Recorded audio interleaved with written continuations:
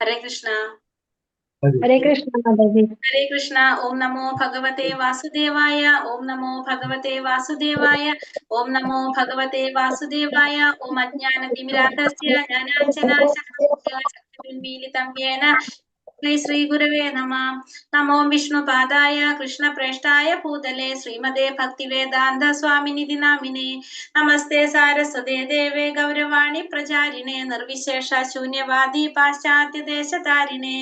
जय श्री कृष्ण चैतन्य प्रभु नित्यानंद श्री अद्वैत गदाधर श्रीवासादि गौर भक्त वृंद। हरे कृष्ण कृष्ण कृष्ण हरे हरे, हरे राम राम राम हरे हरे। ഹരേ കൃഷ്ണ. ശ്രീ ശ്രീ രാധാ ഗോവിന്ദ ടെമ്പിൾ ഇസ്കോൺ ബാംഗ്ലൂരിന്റെ ഭഗവത്ഗീത ക്ലാസ്സിലേക്ക് എല്ലാവർക്കും സ്വാഗതം.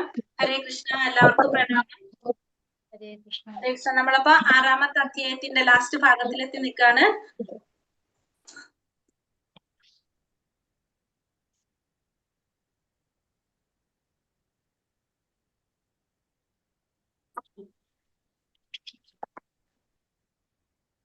ഹരേ കൃഷ്ണ. അപ്പൊ നമ്മളിന്ന് അധ്യായം 6 നമ്മൾ എന്താ പഠിച്ചത്? അഷ്ടാംഗ യോഗയെ കുറിച്ച് പഠിച്ചുകൊണ്ടിരിക്കണ്ടായിരുന്നു അല്ലെ? അഷ്ടാംഗ യോഗ പദ്ധതിയെ കുറിച്ച് പറഞ്ഞു. അതെന്തിനാ വേണ്ടിയിട്ടാണെന്ന് പറഞ്ഞു? അഷ്ടാംഗ യോഗ പദ്ധതികള് നമ്മളെ മനസ്സിനെ നിയന്ത്രിക്കാൻ വേണ്ടിയിട്ട്, മനസ്സിനെ നിയന്ത്രിച്ച് അതിലൂടെ ഇന്ദ്രിയങ്ങളെ നിയന്ത്രിക്കുന്നതിനെ കുറിച്ചാണ് അവിടെ പറഞ്ഞുകൊണ്ടിരിക്കുന്നുണ്ടായിരുന്നത്. അപ്പോ അർജുനൻ ഇതൊക്കെ കേട്ടപ്പോ അർജുനൻ എന്താ പറഞ്ഞത്? അപ്പൊ നിയന്ത്രിക്കാൻ വേണ്ടിയിട്ട് എങ്ങനെ ഇരിക്കണം എന്നൊക്കെ പറഞ്ഞു അല്ലെ? നമ്മൾ പറഞ്ഞു ഭയങ്കര ഉയരത്തിൽ പാടില്ല, താഴ്ത്തി പാടാൻ പാടില്ല, ഭഗവാൻ അങ്ങനെ പറഞ്ഞത്. പിന്നെ ദർഭപ്പുല്ല് വിരിച്ച് അതിന്റെ മുകളിൽ മാന്തോല് വിരിച്ച് പിന്നെ അതിന്റെ മേലെ വസ്ത്രം വിരിച്ചിട്ടൊക്കെയാണ് ഇരിക്കണം എന്നൊക്കെ പറഞ്ഞു. പിന്നെ ഇതൊക്കെ പറഞ്ഞപ്പോ പിന്നെ അർജുനനോട് ഭഗവാൻ പറഞ്ഞു മനസ്സ് മാത്രം നിയന്ത്രിച്ചാൽ പോരാ, എന്തുകൂടി വേണമെന്ന് പറഞ്ഞു? ഭക്ഷണവും നിയന്ത്രിക്കണം, ഉറക്കവും നിയന്ത്രിക്കണം എന്ന് പറഞ്ഞു അല്ലെ? ഉറക്കവും നിയന്ത്രിക്കണം എന്ന് പറഞ്ഞു. അപ്പൊ ഭഗവാനോട് അർജുനൻ പറയാണ് മനസ്സിനെ നിയന്ത്രിക്കാനായിട്ട് കുറച്ച് പാടാണ് എന്നാണ് ഇനി അർജുനൻ പറയുന്നത്. കാരണം അത് എളുപ്പത്തിൽ ചെയ്യാൻ സാധിക്കുന്ന കാര്യമില്ല. അപ്പൊ മനസ്സിനെ നിയന്ത്രിക്കണം. ഇവിടെ എന്താ പറഞ്ഞത്? മനസ്സ് നമ്മുടെ ശത്രുവായിട്ടും മിത്രമായിട്ടും ഇരിക്കും. അല്ലെങ്കിൽ അപ്പൊ നമ്മൾ എന്ത് ചെയ്യണം? മനസ്സിനെ നമ്മുടെ മിത്രമായിട്ട് നിർത്താനായിട്ട് ശ്രമിക്കണം. അപ്പോ മനസ്സിനെ നിയന്ത്രിച്ച് ഇന്ദ്രിയങ്ങളെ നിയന്ത്രിക്കുക എന്നുള്ളതാണ് ഇതുവരെ നമ്മൾ മനസ്സിലാക്കിയത്, ഇതുവരെ പറഞ്ഞത്. അതിന് വേണ്ടിയിട്ടാണ് ഈ യോഗ പദ്ധതികളെ കുറിച്ചൊക്കെ കൂടെ പറഞ്ഞത്, ഇന്ദ്രിയങ്ങളെ നിയന്ത്രിക്കാൻ വേണ്ടിയിട്ട്. അപ്പൊ ഇനി നമുക്ക് അടുത്ത ഭാഗത്തിലേക്ക് പോകാം.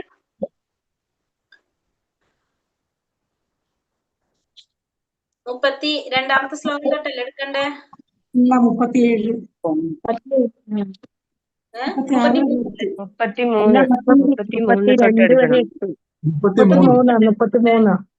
33 തൊട്ടല്ലേ? അതെ. ഹരേ കൃഷ്ണ. ഓം നമോ ഭഗവതേ വാസുദേവായ. ശ്ലോകം 33. അർജുന ഉവാച യോയം യോഗസ്ത്വയാ പ്രോക്ത സാമ്യേന മധുസൂദന ഏതസ്യാഹം ന പശ്യാമി ചഞ്ചലത്വാസ്ഥിതിം സ്ഥിരാം. അർജുനൻ പറഞ്ഞു, ഹേ മധുസൂദന, അങ്ങ് പറഞ്ഞു തന്ന ഈ യോഗ പദ്ധതി അപ്രായോഗികമാണെന്നും ചഞ്ചല മനസ്കനായ എനിക്ക് താങ്ങാവുന്നതല്ലെന്നും തോന്നുന്നു. അപ്പൊ അർജുനൻ ഭഗവാനോട് പറയാണ്, അങ്ങ് ഈ പറഞ്ഞു തന്ന യോഗ പദ്ധതി, അങ്ങ് ഇപ്പോൾ എന്താ പറഞ്ഞത്? മനസ്സിനെ നിയന്ത്രിക്കണം എന്ന് പറഞ്ഞു. അതിലൂടെ നമ്മൾ എന്ത് ചെയ്യണം? ഇന്ദ്രിയങ്ങളെ നിയന്ത്രിക്കണം എന്ന് പറഞ്ഞു. അപ്പൊ ഭഗവാനോട് പറയാണ്, അങ്ങ് പറഞ്ഞതൊക്കെ പക്ഷെ ഇത് പ്രായോഗികമാണെന്ന് എനിക്ക് തോന്നുന്നില്ല. ചഞ്ചല മനസ്കനായ എനിക്ക് ഇത് താങ്ങാവുന്നതാണെന്നും തോന്നുന്നില്ല. അത് ആരാ പറയണത്? അർജുനനാ പറയണത്. അർജുനൻ എന്ന് വെച്ചിട്ടുണ്ടെങ്കിൽ വില്ലാളി വീരനാണ്, എത്രയോ പരീക്ഷണങ്ങളിൽ വിജയിച്ച വ്യക്തിയാണ് അർജുനൻ. ആ അർജുനനാണ് പറയണത് ചഞ്ചല മനസ്കനാണ് ഞാൻ, എനിക്കിത് താങ്ങാൻ സാധിക്കുന്നതാണെന്ന് തോന്നുന്നില്ല, ഇത് പ്രാക്ടിക്കലി ചെയ്യാൻ പറ്റുന്ന തോന്നുന്നില്ല എന്നാണ് ഇവിടെ അർജുനൻ പറയുന്നത്. 5000 വർഷങ്ങൾക്ക് മുന്നേ ഇന്ന് നമുക്കുള്ളതിനേക്കാളും വളരെയധികം സൗകര്യങ്ങൾ ഉണ്ടായിരുന്നിട്ടും അർജുനൻ ഈ യോഗ പദ്ധതി നിരാകരിച്ചു. അദ്ദേഹം അത് അനുഷ്ഠിച്ചതായി ചരിത്രത്തിൽ എവിടെയും കാണുന്നില്ല. അതുകൊണ്ട് ഈ യോഗ പദ്ധതി കലിയുഗത്തിൽ അസാധ്യമായിട്ടാണ് കരുതേണ്ടത്. ദുർലഭം ചിലർക്ക് സാധിച്ചെന്ന് വരാമെങ്കിലും സാമാന്യ ജനങ്ങൾക്ക് ദുഷ്കരം തന്നെ. 5000 കൊല്ലങ്ങൾക്ക് മുമ്പുള്ള ചില നില ഇങ്ങനെയായിരുന്നെങ്കിൽ ഇന്നത്തെ കഥ എന്താണ്? അപ്പൊ ഇവിടെ പറയുന്നത് ഈ യോഗ പദ്ധതിയെ കുറിച്ച് പറയണം. അഷ്ടാംഗ യോഗ പദ്ധതിയെ കുറിച്ച് 5000 വർഷങ്ങൾക്ക് മുമ്പ് ഇന്നത്തെ പോലെ അല്ലല്ലേ, അന്ന് കലിയുഗത്തിന് മുന്നേ ദ്വാപരയുഗം നടക്കുന്ന സമയമാണ്. അപ്പൊ അന്ന് ഇതിനേക്കാളും സൗകര്യങ്ങൾ ഉണ്ടായിരുന്നു. അതായത് നമ്മൾ ഇന്നത്തെ പോലെയല്ല, കുറച്ചും കൂടി നമുക്ക് ഇന്ദ്രിയങ്ങളെ നിയന്ത്രിക്കാനൊക്കെ നമുക്ക് എളുപ്പമായിരുന്നു. എന്നിട്ട് പോലും അത് അന്ന് അർജുനൻ ചെയ്തതായിട്ട് ചരിത്രത്തിലൊന്നും പറയുന്നില്ല. അപ്പൊ പിന്നെ ഈ കലിയുഗത്തിലെ കാര്യം നമുക്ക് പറയേണ്ട ആവശ്യമില്ലല്ലോ. അത് ചിലപ്പോ കുറച്ചു പേർക്ക് സാധിച്ചെന്ന് വരാം, പക്ഷെ സാധാരണ കൂടുതൽ പേർക്കും എന്താണത് ബുദ്ധിമുട്ട് തന്നെയാണ് എന്നാണ് പറയുന്നത്. എന്താ പറയുന്നത് ഇവിടെ ഭഗവാനോട് അർജുനൻ? ചഞ്ചലം ഹീമന കൃഷ്ണ പ്രമാധീബലവദൃഢം തസ്യാഹം നിഗ്രഹം മന്യേ വായോരിവാസു ദുഷ്കരം. മനസ്സ് ചഞ്ചലമാണ്, പ്രക്ഷുബ്ധമാണ്, വഴങ്ങാത്തതാണ്, ബലമേറിയതാണ് കൃഷ്ണ. അതിനെ നിയന്ത്രിക്കാൻ കാറ്റിനെ പിടിച്ചു നിർത്തുന്നതിനേക്കാൾ പ്രയാസമുണ്ടെന്ന് എനിക്ക് തോന്നുന്നു. അപ്പൊ മനസ്സെന്ന് പറയുന്നത് ചഞ്ചലമായിട്ടുള്ളതാണ്, പ്രക്ഷുബ്ധമായിട്ടുള്ളതാണ്, വഴങ്ങാത്തതാണ്, ബലമേറിയതുമാണ്. അതിനെ പിടിച്ചു നിർത്താനായിട്ട്, അതിനെ നിയന്ത്രിക്കാൻ കാറ്റിനെ പിടിച്ചു നിർത്തുന്നതിനേക്കാളും പ്രയാസമുണ്ടെന്നാണ് എനിക്ക് തോന്നുന്നത് എന്നാണ് പറയുന്നത്. അപ്പോ മനസ്സെന്ന് പറയുന്നത് ചഞ്ചലമായിട്ടുള്ളതാണ്, പ്രക്ഷുബ്ധമായിട്ടുള്ളതാണ്, വഴങ്ങാത്തതാണ്, ബലമേറിയതാണ്. അപ്പൊ അതിനെ നിയന്ത്രിക്കാനായിട്ട് കാറ്റിനെ പിടിച്ചു നിർത്തുന്നതിനേക്കാളും പ്രയാസം ഉണ്ടെന്നാണ് ഇവിടെ ആര് പറയുന്നത്? അർജുനൻ പറയുന്നത്. ആഞ്ഞടിക്കുന്ന കാറ്റിനെ പിടിച്ചു നിർത്താൻ ആർക്കും സാധിക്കില്ല. അപ്പൊ അതിനേക്കാളും പ്രയാസമാണ് എന്ത്? മനസ്സിനെ പിടിച്ചു നിർത്താനായിട്ട്. അപ്പൊ ചൈതന്യ മഹാപ്രഭു നമുക്ക് അതിനൊരു എളുപ്പത്തിലൊരു മാർഗം പറഞ്ഞു തരുന്നത് എന്താണ്? ചൈതന്യ മഹാപ്രഭു നിർദ്ദേശിക്കുന്നത് പോലെ ഹരേ കൃഷ്ണ എന്ന മോക്ഷദായക മഹാമന്ത്രം ഏറ്റവും വിനയത്തോടെ ജപിക്കുക മാത്രമാണ് മനോനിയന്ത്രണത്തിന് ഏറ്റവും പ്രയാസം കുറഞ്ഞ ഉപായം. അപ്പൊ മനസ്സിനെ നിയന്ത്രിക്കാനായിട്ടുള്ള ഏറ്റവും പ്രയാസം കുറഞ്ഞ മാർഗം എന്താണ്? മഹാമന്ത്രം, ഹരേ കൃഷ്ണ മഹാമന്ത്രം ജപിക്കുക എന്നുള്ളതാണ് മനസ്സിനെ നിയന്ത്രിക്കാനായിട്ട് സാധിക്കുന്ന ഏറ്റവും പ്രയാസം കുറഞ്ഞ മാർഗം. അപ്പൊ കുറെ മാർഗങ്ങളുള്ളിൽ ഏറ്റവും പ്രയാസം കുറഞ്ഞ മാർഗം ഏതാണ്? ഹരേ കൃഷ്ണ മഹാമന്ത്രം ജപിക്കുക എന്നുള്ളതാണ്. തന്റെ മനസ്സ് പൂർണ്ണമായി കൃഷ്ണനിൽ അർപ്പിക്കുക, എന്നാൽ മാത്രമേ മനസ്സിനെ അലട്ടുന്ന മറ്റു പ്രവർത്തികളിൽ നിന്നെല്ലാം ഇല്ലാതാക്കാൻ സാധിക്കുള്ളൂ. അപ്പൊ നമുക്ക് എന്ത് ചെയ്യാ? മഹാമന്ത്രം ജപിക്കുക, ഭഗവാന്റെ നാമം ജപിക്കുക എന്നുള്ളത് മാത്രമാണ് മനസ്സിനെ നിയന്ത്രിക്കാനായിട്ട് ഏറ്റവും പ്രയാസം കുറഞ്ഞ മാർഗം. ഈ കലിയുഗത്തില് അതാണ് നമുക്ക് ആര് പറഞ്ഞിരിക്കുന്നത്? ചൈതന്യ മഹാപ്രഭു പറഞ്ഞു തന്നിരിക്കുന്നത്. അപ്പൊ നമ്മൾ വേറെ എന്ത് ചെയ്യുന്നതിനേക്കാളും എളുപ്പം നമുക്ക് എന്താണ്? മഹാമന്ത്രം, ഹരേ കൃഷ്ണ മഹാമന്ത്രം ജപിക്കുക എന്നുള്ളതാണ് എന്തിനു വേണ്ടിയിട്ട്? മനസ്സിനെ നിയന്ത്രിക്കാനായിട്ട് ചെയ്യാവുന്ന ഏറ്റവും നല്ല മാർഗം. അപ്പൊ ഭഗവാൻ എന്താ ഇവിടെ പറയുന്നത്? ശ്രീ ഭഗവാൻ ഉവാച അസംശയം മഹാബാഹോ മനോനുദ്നിഗ്രഹം ചലം അഭ്യാസേന തു കൗന്ദേയ വൈരാഗ്യേണ ച ഗൃഹ്യത്തെ. ഭഗവാൻ പറഞ്ഞു, മഹാബാഹുവായ കുന്തിപുത്ര അർജുന, അസ്ഥിരമായ മനസ്സിനെ അടക്കുക എന്നത് തീർച്ചയായും ദുഷ്കരമാണ്. എന്നാൽ യുക്തമായ പരിശീലനം കൊണ്ടും നിസ്സംഗത കൊണ്ടും അത് സാധിക്കാവുന്നതാണ്. അപ്പൊ അർജുനനോട് ഭഗവാൻ പറഞ്ഞു കൊടുക്കാണ്, അർജുന, നീ പറഞ്ഞത് ശരിയാണ്, മനസ്സിനെ നിയന്ത്രിക്കുക എന്ന് പറയുന്നത് തീർച്ചയായിട്ടും ദുഷ്കരമായൊരു കാര്യം തന്നെയാണ്. പക്ഷേ പരിശീലനം കൊണ്ടും നിസ്സംഗത കൊണ്ടും അതെന്ത് ചെയ്യാൻ സാധിക്കും? അത് നമുക്ക് നിയന്ത്രിക്കാനായിട്ട് സാധിക്കും. ഇപ്പൊ ഭഗവാൻ അർജുനൻ പറഞ്ഞതിനെ സപ്പോർട്ട് ചെയ്ത് കൊടുക്കുകയാണ്. നീ പറഞ്ഞ പോലെ മനസ്സിനെ നിയന്ത്രിക്കുക എന്ന് പറയുന്നത് കുറച്ച് ബുദ്ധിമുട്ടുള്ള കാര്യം തന്നെയാണ്. പക്ഷെ യുക്തമായ പരിശീലനം കൊണ്ടും നിസ്സംഗത കൊണ്ടും നമുക്കത് ചെയ്യാനായിട്ട് സാധിക്കും എന്നിവിടെ ഭഗവാൻ പറയുന്നത്. അപ്പൊ അർജുനൻ പറഞ്ഞത് മനസ്സിനെ നിയന്ത്രിക്കുക എന്ന് പറഞ്ഞത് ബുദ്ധിമുട്ടാണ്, അത് പ്രായോഗികമായിട്ട് ചെയ്യാൻ സാധിക്കുന്ന ഒരു കാര്യമാണെന്ന് തോന്നുന്നില്ല എനിക്ക് എന്ന് പറഞ്ഞപ്പോ ഭഗവാൻ പറഞ്ഞു കൊടുക്കാണ്, നീ പറഞ്ഞത് ശരി തന്നെയാണ്, മനസ്സിനെ നിയന്ത്രിക്കുക എന്ന് പറയുന്നത് എളുപ്പമല്ല, പക്ഷെ എന്ത് സാധിക്കും? പരിശീലനം കൊണ്ടും നിസ്സംഗത കൊണ്ടും അത് സാധിക്കുമെന്നിവിടെ ഭഗവാൻ പറഞ്ഞു. എത്രത്തോളം നമ്മൾ ഭഗവാനെ കുറിച്ച് കേട്ടുകൊണ്ടിരിക്കുന്നുണ്ടോ അത്രത്തോളം നമുക്ക് എന്തുണ്ടായിക്കൊണ്ടിരിക്കും? വിജ്ഞാനം വർദ്ധിച്ചുകൊണ്ടിരിക്കും. ഭഗവാനിൽ നിന്ന് മനസ്സിനെ പിന്തിരിപ്പിക്കുന്ന ഏതിലും അയാൾക്ക് വിരക്തി തോന്നുകയും ചെയ്യും. അപ്പൊ നമ്മൾ എത്രത്തോളം ഭഗവാനെ കുറിച്ച് കേൾക്കുന്നുണ്ടോ അത്രത്തോളം നമുക്ക് ഭഗവാനോട് ആസക്തി ഉണ്ടാകും. ഒപ്പം തന്നെ നമുക്ക് എന്തിനോട് വിരക്തി ഉണ്ടായിക്കൊണ്ടിരിക്കും? ഈ ഭൗതികമായ വിഷയങ്ങളിൽ, അതായത് ഭഗവാനിൽ നിന്ന് മനസ്സിനെ പിന്തിരിപ്പിക്കുന്ന വിഷയങ്ങളിൽ നമുക്ക് എന്തുണ്ടായിക്കൊണ്ടിരിക്കും? വിരക്തി ഉണ്ടായിക്കൊണ്ടിരിക്കും ഭഗവാനെ കുറിച്ച് കേൾക്കും തോറും. അപ്പൊ അതുകൊണ്ട് എത്രയും നമ്മൾ ഭഗവാനെ കേൾക്കാൻ സാധിക്കും അത്രയും നമ്മൾ കേൾക്കാനായിട്ട് ശ്രമിക്കണം. പിന്നെ ഭഗവാൻ എന്താ പറയണത്? അസംയദാത്മനാ യോഗോ ദുഷ്പ്രാപ ഇതി മേ മതിഃ വശ്യാത്മനാ തു യതതാ ശക്യോ വാപ്തുമുപായതഃ.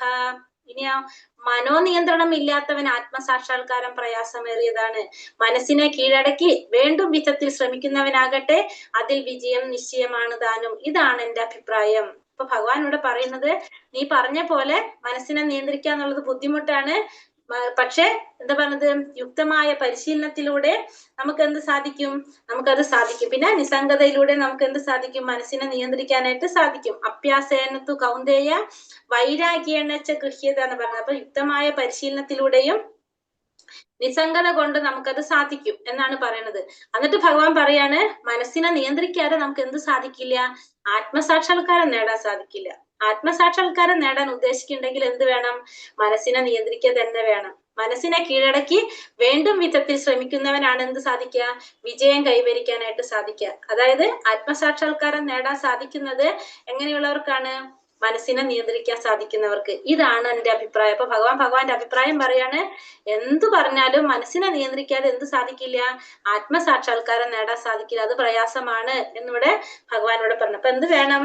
ആത്മസാക്ഷാത്കാരം നേടാൻ ആഗ്രഹിക്കുന്നവർ എന്ത് ചെയ്തിരിക്കണം? മനസ്സിനെ നിയന്ത്രിക്കണം എന്നുള്ളത് ഇവിടെ ഭഗവാൻ തീർത്തു പറഞ്ഞു തന്നു. അത് ഭഗവാന്റെ അഭിപ്രായമാണെന്ന് ഭഗവാൻ ഇവിടെ പറഞ്ഞു തന്നു. എങ്ങനെയാണ് പറഞ്ഞത്? ഭൗതിക സുഖങ്ങളിൽ മനസ്സ് മുഴുകിയിരിക്കുമ്പോൾ യോഗാനുഷ്ഠാനത്തിന് യത്നിക്കുന്നത് മുകളിൽ വെള്ളമൊഴിച്ചുകൊണ്ട് ചുവട്ടിൽ തീ കൊളുത്തുവാൻ പാടുപെടുന്നത് പോലെയാണ്. മനോനിയന്ത്രണം ഇല്ലാത്ത യോഗാനുഷ്ഠാനം സമയം പാഴാക്കലല്ലാതെ മറ്റൊന്നുമല്ല. അപ്പൊ ഈ ഭൗതികമായിട്ടുള്ള സുഖങ്ങളിൽ മനസ്സ് മുഴുകിയിരിക്കുമ്പോ അത് യോഗാനുഷ്ഠാനത്തിന് യത്നിക്കുന്നത് എങ്ങനെയാണ്? മുകളിൽ കൂടെ വെള്ളം ഒഴിച്ചിട്ട് അടിയിൽ കൂടെ തീ കൊടുത്തു കഴിഞ്ഞാൽ എന്താ സംഭവിക്കാം? നമ്മൾ കഷ്ടപ്പെടാന്നല്ലാതെ ഒരു കാര്യമില്ല, സമയം പാഴാക്കൽ മാത്രമാണത്. അതേപോലെയാണ് ഭൗതികമായ സുഖങ്ങളിലും മുഴുകിയിരുന്നു കൊണ്ട് നമ്മൾ എന്ത് ചെയ്യുന്നത്? യോഗാനുഷ്ഠാനത്തിന് ശ്രമിക്കുന്നത്. ഭൗതികമായ സുഖങ്ങളിലും മുഴുകി ഇരുന്നു കൊണ്ട് യോഗാനുഷ്ഠാനത്തിന് ശ്രമിക്കുന്നത് അതുപോലെയാണ്. അപ്പൊ നമ്മൾ മനസ്സിനെ നിയന്ത്രിക്കാതെ നമുക്ക് എന്ത് സാധിക്കില്ല? ആത്മസാക്ഷാത്കാരം നേടാൻ സാധിക്കില്ല എന്നുള്ളത് ഭഗവാൻ ഇവിടെ അർജുനനോട് തീർത്തു പറഞ്ഞു കൊടുത്തു. അപ്പൊ അർജുനൻ അടുത്ത സംശയം വന്നു. കാരണം ഇനി ഇതൊക്കെ പറഞ്ഞ പോലെ ചെയ്തിട്ട് നമ്മൾ വിജയിച്ചില്ലെങ്കിലോ? കാരണം മനസ്സിനെ നിയന്ത്രിച്ചാൽ ആത്മസാക്ഷാത്കാരം നേടാൻ സാധിക്കുള്ളൂ എന്ന് പറഞ്ഞു അല്ലെ? അപ്പൊ നമുക്കത് സാധിച്ചില്ലെങ്കിലോ? അതാണ് അർജുനന്റെ അടുത്ത സംശയം. അതാണ് അടുത്ത ശ്ലോകങ്ങളിൽ പറയുന്നത്. അയതിശ്രദ്ധയോപേതോ യോഗാചലിത മാനസഃ അപ്രാപ്യ യോഗ സംസിദ്ധിം കാഗതിം കൃഷ്ണ ഗച്ഛതി. അർജുനൻ പറഞ്ഞു, അല്ലയോ കൃഷ്ണ, വിജയം പ്രാപിക്കാത്ത അതീന്ദ്രിയ ജ്ഞാനിയുടെ ഗതി എന്ത്? ആരംഭത്തിൽ വിശ്വാസപൂർവ്വം ആത്മസാക്ഷാത്കാരത്തിനുള്ള പദ്ധതി കൈക്കൊള്ളുകയും പിന്നീട് ലൗകിക വാസനകളാൽ വഴിതെറ്റിക്കപ്പെട്ട് യോഗത്തിന്റെ പരിപൂർണതയിലെത്താതെ പിന്മാറുകയും ചെയ്യുന്ന യോഗിക്ക് എന്തു സംഭവിക്കും? അപ്പൊ അർജുനൻ ചോദിക്കുന്നത് എന്താണ്? രണ്ട് കാര്യമാണ് ചോദിക്കുന്നത്. ഒന്ന് ചോദിക്കുന്നത്, വിജയം പ്രാപിക്കാത്ത അതീന്ദ്രിയ ജ്ഞാനിയുടെ ഗതി എന്ത്? ആരംഭത്തിൽ വിശ്വാസപൂർവ്വം ആത്മസാക്ഷാത്കാരത്തിനുള്ള പദ്ധതി കൈക്കൊണ്ടു പിന്നീട് ലൗകിക വാസനകളാൽ വഴിതെറ്റിക്കപ്പെട്ട് യോഗത്തിന്റെ പരിപൂർണതയിൽ എത്താതെ പിന്മാറുക ചെയ്യുന്ന യോഗിക്ക് എന്ത് സംഭവിക്കും? അപ്പൊ രണ്ട് കാര്യം. ഒന്ന്, സാധാരണക്കാരെ സംബന്ധിച്ച്, അതായത് അവരെന്ത് ചെയ്തു? ഇതിലേക്ക് വന്നു കുറച്ചു നാൾ അവര് ചെയ്തു. പിന്നെ അത് കഴിഞ്ഞപ്പോ അവർക്ക് എന്ത് സംഭവിച്ചു? അവരത് വിട്ടുപോകാണ്. അത് വിട്ടുപോകുമ്പോ തുടക്കത്തില് വന്നു. ഒരു മിനിറ്റ്, ഇവിടെ എവിടെയാണത്?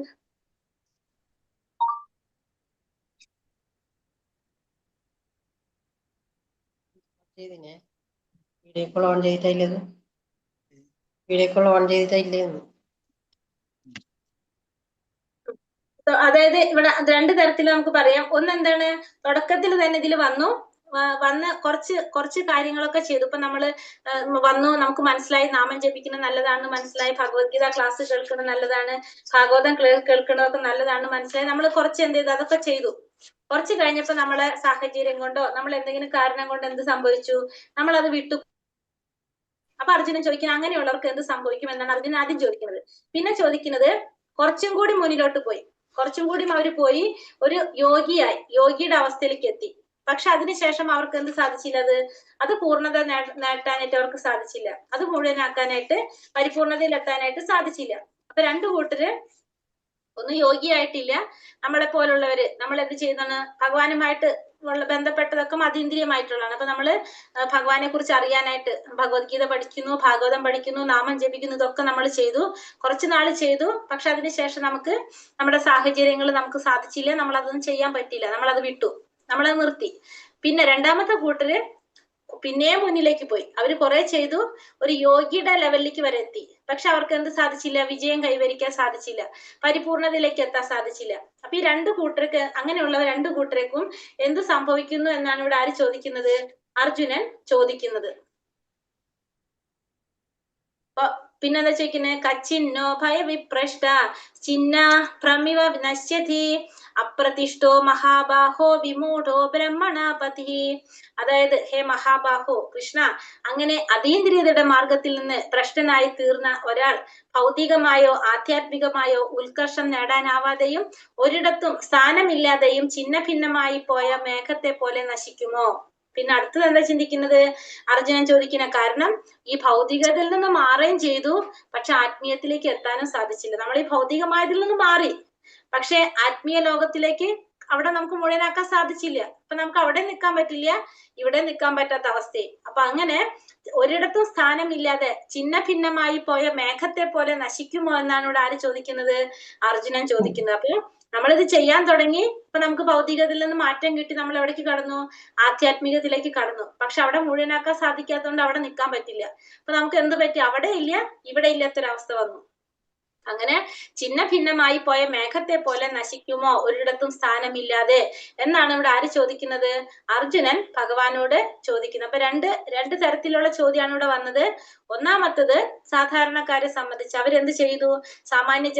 സാധാരണ ജനങ്ങള് ഇപ്പൊ നമ്മളെ പോലുള്ളവർ തന്നെ നമ്മൾ നാമം ജപിക്കാൻ തുടങ്ങി, അതിന്റെ ഗുണങ്ങളെ കുറിച്ച് കേട്ടപ്പോ നാമം ജപിക്കാൻ തുടങ്ങി, ഭഗവത്ഗീത ക്ലാസ് കേൾക്കാൻ തുടങ്ങി, ഭാഗവതം ക്ലാസ് കേൾക്കാൻ തുടങ്ങി. ഇതൊക്കെ കേട്ടു കുറച്ച് നാൾ, ഒരു 2-3 മാസം അല്ലെങ്കിൽ 4 മാസമൊക്കെ നമ്മളിത് ചെയ്തു. പിന്നെ നമുക്കത് ചെയ്യാൻ സാധിച്ചില്ല. നമ്മൾ എന്തെങ്കിലും കാരണങ്ങൾ കൊണ്ട് നമുക്കതൊന്നും സാധിച്ചില്ല. അപ്പൊ അങ്ങനെയുള്ളവർക്ക് എന്ത് സംഭവിക്കും? നമ്മളെ സംശയം തന്നെയാണ് അല്ലെ? നമ്മൾ ഇതൊക്കെ ചെയ്ത് പിന്നെ ഇതൊക്കെ ചെയ്യാണ്ടാവുമോ, നമുക്ക് അതിന്റെ പ്രോബ്ലം ഉണ്ടാവുമോ, ദോഷം ഉണ്ടാവും എന്നൊക്കെ നമ്മൾ ചിന്തിക്കുന്നത്, ഭഗവാന് വേണ്ടിയിട്ട് ചെയ്യുന്ന കാര്യങ്ങൾ ചെയ്തില്ലെങ്കിൽ. ഒന്ന്. രണ്ടാമത്തെ കൂട്ടര് യോഗിയുടെ ലെവലിലേക്ക് എത്തി, പക്ഷെ എന്നിട്ടും അവിടെ എന്ത് സംഭവിച്ചു? അയാൾക്ക് അവിടെ പരിപൂർണത നേടാൻ സാധിച്ചില്ല. യോഗിയുടെ ലെവലിലേക്ക് എത്തി, അപ്പൊ ഇന്ദ്രിയങ്ങളൊക്കെ നിയന്ത്രിച്ച് യോഗിയുടെ ലെവലിലേക്ക് എത്തിയിട്ട് പക്ഷെ പൂർണ്ണത നേടാൻ അദ്ദേഹത്തിന് സാധിച്ചില്ല. എന്തെങ്കിലും കാരണം കൊണ്ട് വഴി മാറിപ്പോയി. അങ്ങനെയുള്ളവർക്ക്, ഈ 2 കൂട്ടർക്കും എന്ത് സംഭവിക്കുന്നു എന്നാണ് അർജുനൻ ചോദിക്കുന്നത്. അപ്പൊ ഇവര് കുറച്ചും കൂടി മുന്നിലേക്ക് പോയത് കൊണ്ട് അവർക്ക് എന്താണ്, ഈ ഭൗതികതയിൽ നിന്ന് മാറുകയും ചെയ്ത് അന്ന് ആത്മീയത്തിലേക്ക് എത്തിയില്ല, അവിടെ നിൽക്കാനും പറ്റാത്തൊരവസ്ഥ. അപ്പൊ ഛിന്നഭിന്നമായിട്ടുള്ള മേഘത്തെ പോലെ നശിക്കുമോ ഒരിടം സ്ഥാനമില്ലാതെ എന്നാണ് ഭഗവാനോട് അർജുനൻ ചോദിക്കുന്നത്. ഇത് പറയാണ്, ഏതൻ മേ സംശയം കൃഷ്ണ ചേത്തുമർഹസ്യ ശേഷതഃ ത്വദന്യ സംശയസ്യാസ്യ ചേത നാഹ്യുപപത്യതേ. അല്ലയോ കൃഷ്ണ, ഇതാണ് എന്റെ സംശയം, അങ്ങു തന്നെ ഇത് എനിക്ക് പൂർണ്ണമായും പറഞ്ഞു തരണം. എങ്ങനെയല്ലാതെ ഈ സംശയം അകറ്റാൻ കഴിവുള്ളവരായിട്ട് ആരെയും ഞാൻ കാണുന്നില്ല. അപ്പൊ അർജുനൻ ഭഗവാനോട് പറയാണ്, കൃഷ്ണ, എന്റെ സംശയം ഇതാണ്, ഇത് അങ്ങ് എനിക്ക് പൂർണ്ണമായിട്ട് മാറ്റിത്തരണം. എന്റെ ഈ സംശയം തീർക്കാൻ അങ്ങേയല്ലാതെ ഇതിനെ പറ്റിയവരായിട്ട്, സംശയം മാറ്റാൻ കഴിവുള്ളവരായിട്ട് ഞാൻ ആരെയും കാണുന്നില്ല. അപ്പൊ അർജുനൻ പറയാണ് ഭഗവാനോട്, എന്റെ സംശയം ഇതാണ്, ഇത് മാറ്റിത്തരാനായിട്ട് അങ്ങല്ലാതെ വേറെ ആരെ എനിക്ക് കാണാൻ സാധിക്കുന്നില്ല എന്നാണ് ഇവിടെ ആര് പറയുന്നത്? അർജുനൻ ഭഗവാനോട് പറയുന്നത്. അപ്പൊ ഭഗവാൻ എന്താ പറയുന്നത് ഇവിടെ? ശ്രീ ഭഗവാനുവാച പാർത്ഥ നൈവേഹ നാമോത്ര വിനാശസ്ത്യസ്യ വിദ്യത്തെ നഹി കല്യാണകൃത് കശ്ചിത് ദുർഗതീം താത ഗച്ഛതി. ഭഗവാൻ പറഞ്ഞു, ഹേ പാർത്ഥ, മംഗളകരങ്ങളായ കർമ്മങ്ങളിൽ ഏർപ്പെട്ടുകൊണ്ടിരിക്കുന്ന ആധ്യാത്മിക ജ്ഞാനിക്ക് ഈ ലോകത്തിലാകട്ടെ ആത്മീയ ലോകത്തിലാകട്ടെ നാശമില്ല. സുഹൃത്തെ, നന്മ ചെയ്യുന്നവർക്ക് ഒരിക്കലും ദുർഗതി സംഭവിക്കാൻ വയ്യ. അപ്പൊ മംഗളകരങ്ങളായിട്ടുള്ള കർമ്മങ്ങളിൽ ഏർപ്പെട്ടുകൊണ്ടിരിക്കുക. അപ്പൊ ഭഗവാനുമായിട്ട് ബന്ധപ്പെട്ടതെല്ലാം എങ്ങനെയാണ്? എല്ലാം മംഗളകർമ്മങ്ങളാണ്. ഭഗവാനുമായിട്ട് ബന്ധപ്പെട്ടതെല്ലാം മംഗളകർമ്മങ്ങളാണ്. അപ്പൊ ആ മംഗളകർമ്മങ്ങളിൽ ഏർപ്പെട്ടുകൊണ്ടിരിക്കുന്നവർക്ക് ഒരിക്കലും എന്തുണ്ടാവുന്നില്ല? നാശമുണ്ടാകുന്നത്. ഈ ലോകത്തിലായാലും ആത്മീയ ലോകത്തിലായാലും അവർക്ക് ഒരിക്കലും എന്ത് സംഭവിക്കില്ല? നാശം സംഭവിക്കുന്നില്ല. നന്മ ചെയ്യുന്നവർക്ക് ഒരിക്കലും എന്ത് വരില്ല? ദുർഗതി സംഭവിക്കില്ല എന്ന് ഭഗവാൻ പറഞ്ഞു. അപ്പൊ മംഗളകരമായ കർമ്മങ്ങൾ, ഭഗവാനുമായി ബന്ധപ്പെട്ടതെല്ലാം മംഗളമായിട്ടുള്ളതാണ്. അങ്ങനെയുള്ളവർക്ക് ഒരിക്കലും എന്ത് സംഭവിക്കില്ല? നാശം സംഭവിക്കുന്നില്ല. ഈ ലോകത്തിലായാലും പരലോകത്തിലായാലും ആത്മീയ ലോകത്തിലായാലും ഏത് ലോകത്തിലായാലും അവർക്ക് ഒരിക്കലും എന്തില്ല? ദുർഗതി സംഭവിക്കാൻ വയ്യ എന്നുള്ളതാണ് ഭഗവാൻ ഇവിടെ പറഞ്ഞു കൊടുക്കുന്നത്. ഭാഗവതം ഉറപ്പ് തരുന്നത് പരാജിതനായ യോഗിക്ക് വിഷമിക്കേണ്ടതില്ലെന്നാണ്. അപ്പൊ ഭാഗവതത്തിലും ഉറപ്പ് വരുന്നത് എന്താണ്? ഒരിക്കലും പരാജിതനായ യോഗിയെ സംബന്ധിച്ച് ഒരിക്കലും വിഷമിക്കേണ്ടതില്ല എന്നാണ് ഭാഗവതം ഉറപ്പ് തരുന്നതും. വിഹിതമായ കർമ്മം വേണ്ട വിധം അനുഷ്ഠിക്കാതിരിക്കുന്നതിന്റെ ദുഷ്ഫലം അനുഭവിക്കേണ്ടി വന്നാൽ പോലും അയാൾക്ക് നഷ്ടം ഉണ്ടാവില്ല. അപ്പൊ നമുക്ക് ഓരോരുത്തർക്കും പറഞ്ഞിരിക്കുന്ന വിഹിത കർമ്മങ്ങൾ അത് അനുഷ്ഠിക്കാതിരുന്നാൽ പോലും ഒരാൾക്ക് ഒരിക്കലും എന്ത് സംഭവിക്കില്ല? നഷ്ടം സംഭവിക്കുന്നില്ല. ഭാഗവതത്തിൽ പറയുന്നതാണ്. കാരണം കൃഷ്ണാവബോധം ഒരിക്കലും മാഞ്ഞു പോകുന്നതല്ല. അതിൽ മുഴുകിയവൻ അടുത്ത ജന്മത്തിൽ നീച കുലത്തിൽ ജന്മം എടുത്താൽ പോലും കൃഷ്ണാവബോധത്തോടെ പ്രവർത്തിക്കാൻ സാധിക്കും. ഒരിക്കലും കൃഷ്ണാവബോധം ഒരിക്കലും മാഞ്ഞു പോകില്ല. അതിൽ മുഴുകിയിട്ടുള്ള ഒരു വ്യക്തി അടുത്തൊരു ജന്മം നീചകുലത്തിൽ ജന്മം എടുത്താൽ പോലും ആ വ്യക്തിക്ക് എന്ത് സാധിക്കും? കൃഷ്ണാവബോധത്തോടു കൂടി പ്രവർത്തിക്കാനായിട്ട് സാധിക്കും. ഭാഗവതത്തിൽ പറയുന്നതാണ്, 1-ാമത്തെ സ്കന്ധം 5-ാം അധ്യായം 17-ാം ശ്ലോകത്തില് നാരദ മഹർഷി വ്യാസ മഹർഷിയോട് ഉപദേശിക്കുന്നതാണ്. തെക്താ സ്വധർമ്മം ചരണാംബുജം ഹരേർ ഭജൻ പക്വോധ പദേ തഥോയഭി യത്ര കോവ ഭദ്രമഭൂതി മുഷിക്കി കോവർദ്ധ ആപ്തോ ഭജതാം സ്വധർമ്മത. അതായത് ഭൗതികമായിട്ടുള്ള ധർമ്മങ്ങളെല്ലാം ത്യജിച്ച് ഭഗവാന്റെ ചരണാവിധ വിദ്യകളില് പാദങ്ങളിൽ ശരണം തേടുന്നവർക്ക് ഒരു വിധത്തിലും എന്ത് സംഭവിക്കില്ല? നഷ്ടമോ പതനോ ഉണ്ടാവില്ല. മറിച്ച് ഭക്തനല്ലാത്തൊരു വ്യക്തി എല്ലാ കാര്യങ്ങളും കൃത്യമായി ചെയ്താൽ പോലും ആ വ്യക്തിക്ക് എന്തുണ്ടാവണമെന്നില്ല, അതുകൊണ്ട് ചെയ്യുന്നത് കൊണ്ട് യാതൊരു ഗുണം ഉണ്ടാവുന്നില്ല. അപ്പൊ ഭക്തനായ ഒരു വ്യക്തിക്ക്, ഒരു ഭക്തന് എന്തെങ്കിലും ചെയ്യുന്ന പ്രവൃത്തികളിൽ എന്തെങ്കിലും നഷ്ടമോ പതനമോ തേടുന്നവർക്ക് ഒരു വിധ ഭൗതിക ധർമ്മങ്ങളെല്ലാം ത്യജിച്ച്, ഭൗതികമായിട്ടുള്ള അതായത് നമ്മളെ സ്വധർമ്മങ്ങളെല്ലാം ത്യജിച്ച് നമ്മള് ഭഗവാന്റെ പാദങ്ങളിൽ ശരണം പ്രാപിച്ചു കഴിഞ്ഞാൽ നമുക്ക് ഒരിക്കലും എന്തുണ്ടാവില്ല എന്ന് പറഞ്ഞാൽ നഷ്ടം ഉണ്ടാവില്ല, അല്ലെങ്കിൽ പ്രയാസങ്ങൾ ഉണ്ടാവുന്നില്ല, സ്വധർമ്മം ചെയ്തില്ലെങ്കിൽ പോലും. ഇനി സ്വധർമ്മം നന്നായിട്ട് എല്ലാ പ്രവർത്തികളും കറക്റ്റായിട്ട് ചെയ്തിട്ടുള്ള ഒരു വ്യക്തിക്ക് എന്താണ്, പക്ഷെ ഭഗവാന്റെ ഭക്തനല്ലെങ്കിൽ ആ വ്യക്തി ചെയ്യുന്നത് കൊണ്ട് യാതൊരു ഫലം ഉണ്ടാവാൻ പോണില്ല എന്നാണ് പറയണത് ഇവിടെ. അതപ്പോ ഒരു ഭക്തൻ ഭഗവാന് വേണ്ടി എന്ത് ചെയ്താലും അതിന്റെ ഫലം അവർക്ക് എന്തായാലും കിട്ടിയിരിക്കും. അതുകൊണ്ട് അവർക്കൊരു നഷ്ടം ഉണ്ടാവാൻ പോണില്ല എന്നാണ് ഇവിടെ ഭാഗവതത്തിൽ നമുക്ക് ഉറപ്പ് തരുന്നത്. ഇനി ഇവിടെ ഭഗവാൻ എന്താ പറയണത്? പ്രാപ്യ പുണ്യകൃതാം ലോക അനുഷ്ഠിതാം ശാശ്വതി സമഹ ശുചീനാം ശ്രീമതാം ഗേഹേ യോഗ പ്രശ്നോപി ജായതേ.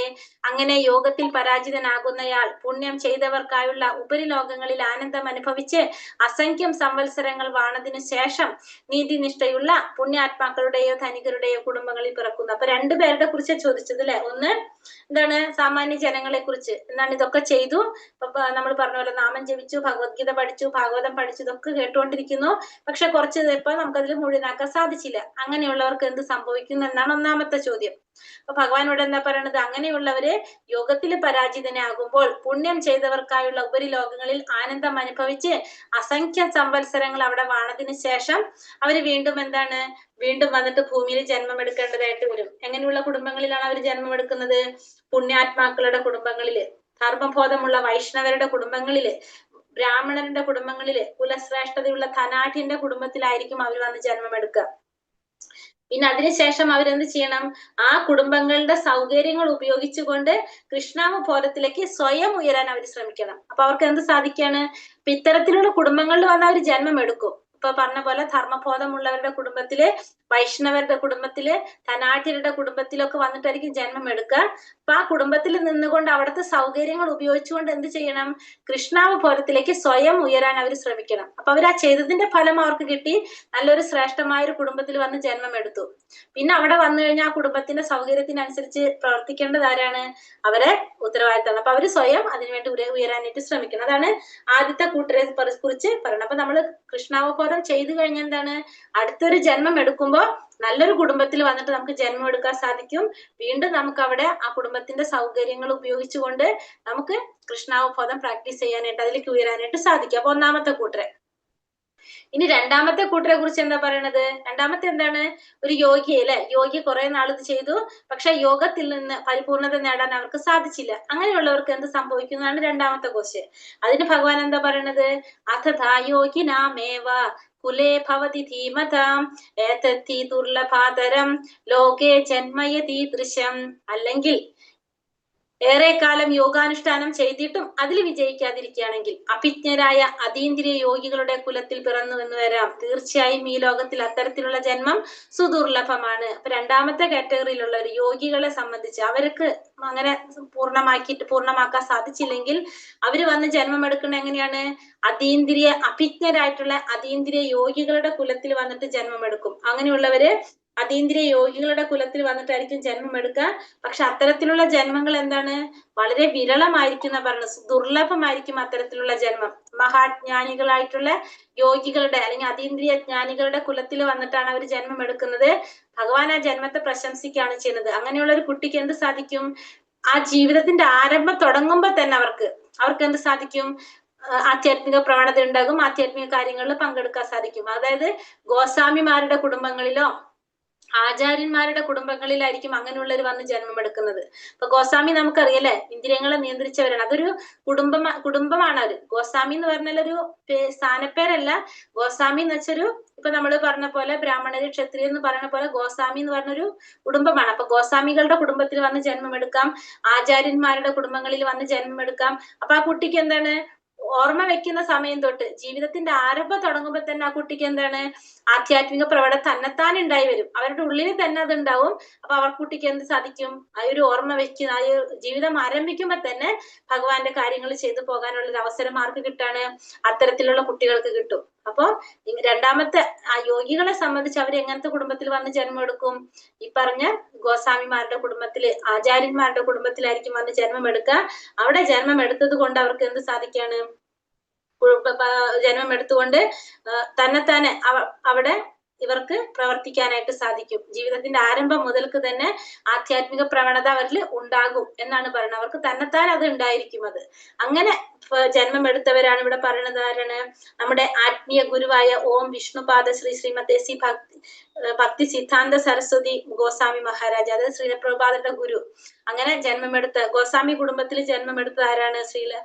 ഭക്തി സിദ്ധാന്ത സരസ്വതി ഗോസ്വാമി മഹാരാജ്, അതുപോലെ തന്നെ ശ്രീലപ്രഭുപാദ. ഇവരൊക്കെ അങ്ങനത്തെ കുടുംബങ്ങളില് ജന്മമെടുത്തവരാണെന്ന് പറയണം. അപ്പൊ അവർക്ക് എന്താ സാധിക്കുന്നത്? ജീവിതത്തിന്റെ ആരംഭം മുതൽക്ക് തന്നെ ഭഗവത് സേവനം ചെയ്യാനുള്ള അവസരം അവർക്ക് അവിടെ കിട്ടിപ്പോരാണ് ചെയ്യുന്നത്.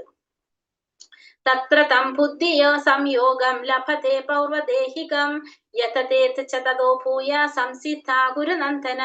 അല്ലയോ ഗുരുനന്ദന, അങ്ങനെ വീണ്ടും പിറക്കുമ്പോൾ യോഗിക്ക് മുൻ ജന്മത്തിലെ ദിവ്യാവബോധം തിരിച്ചു കിട്ടുന്നു.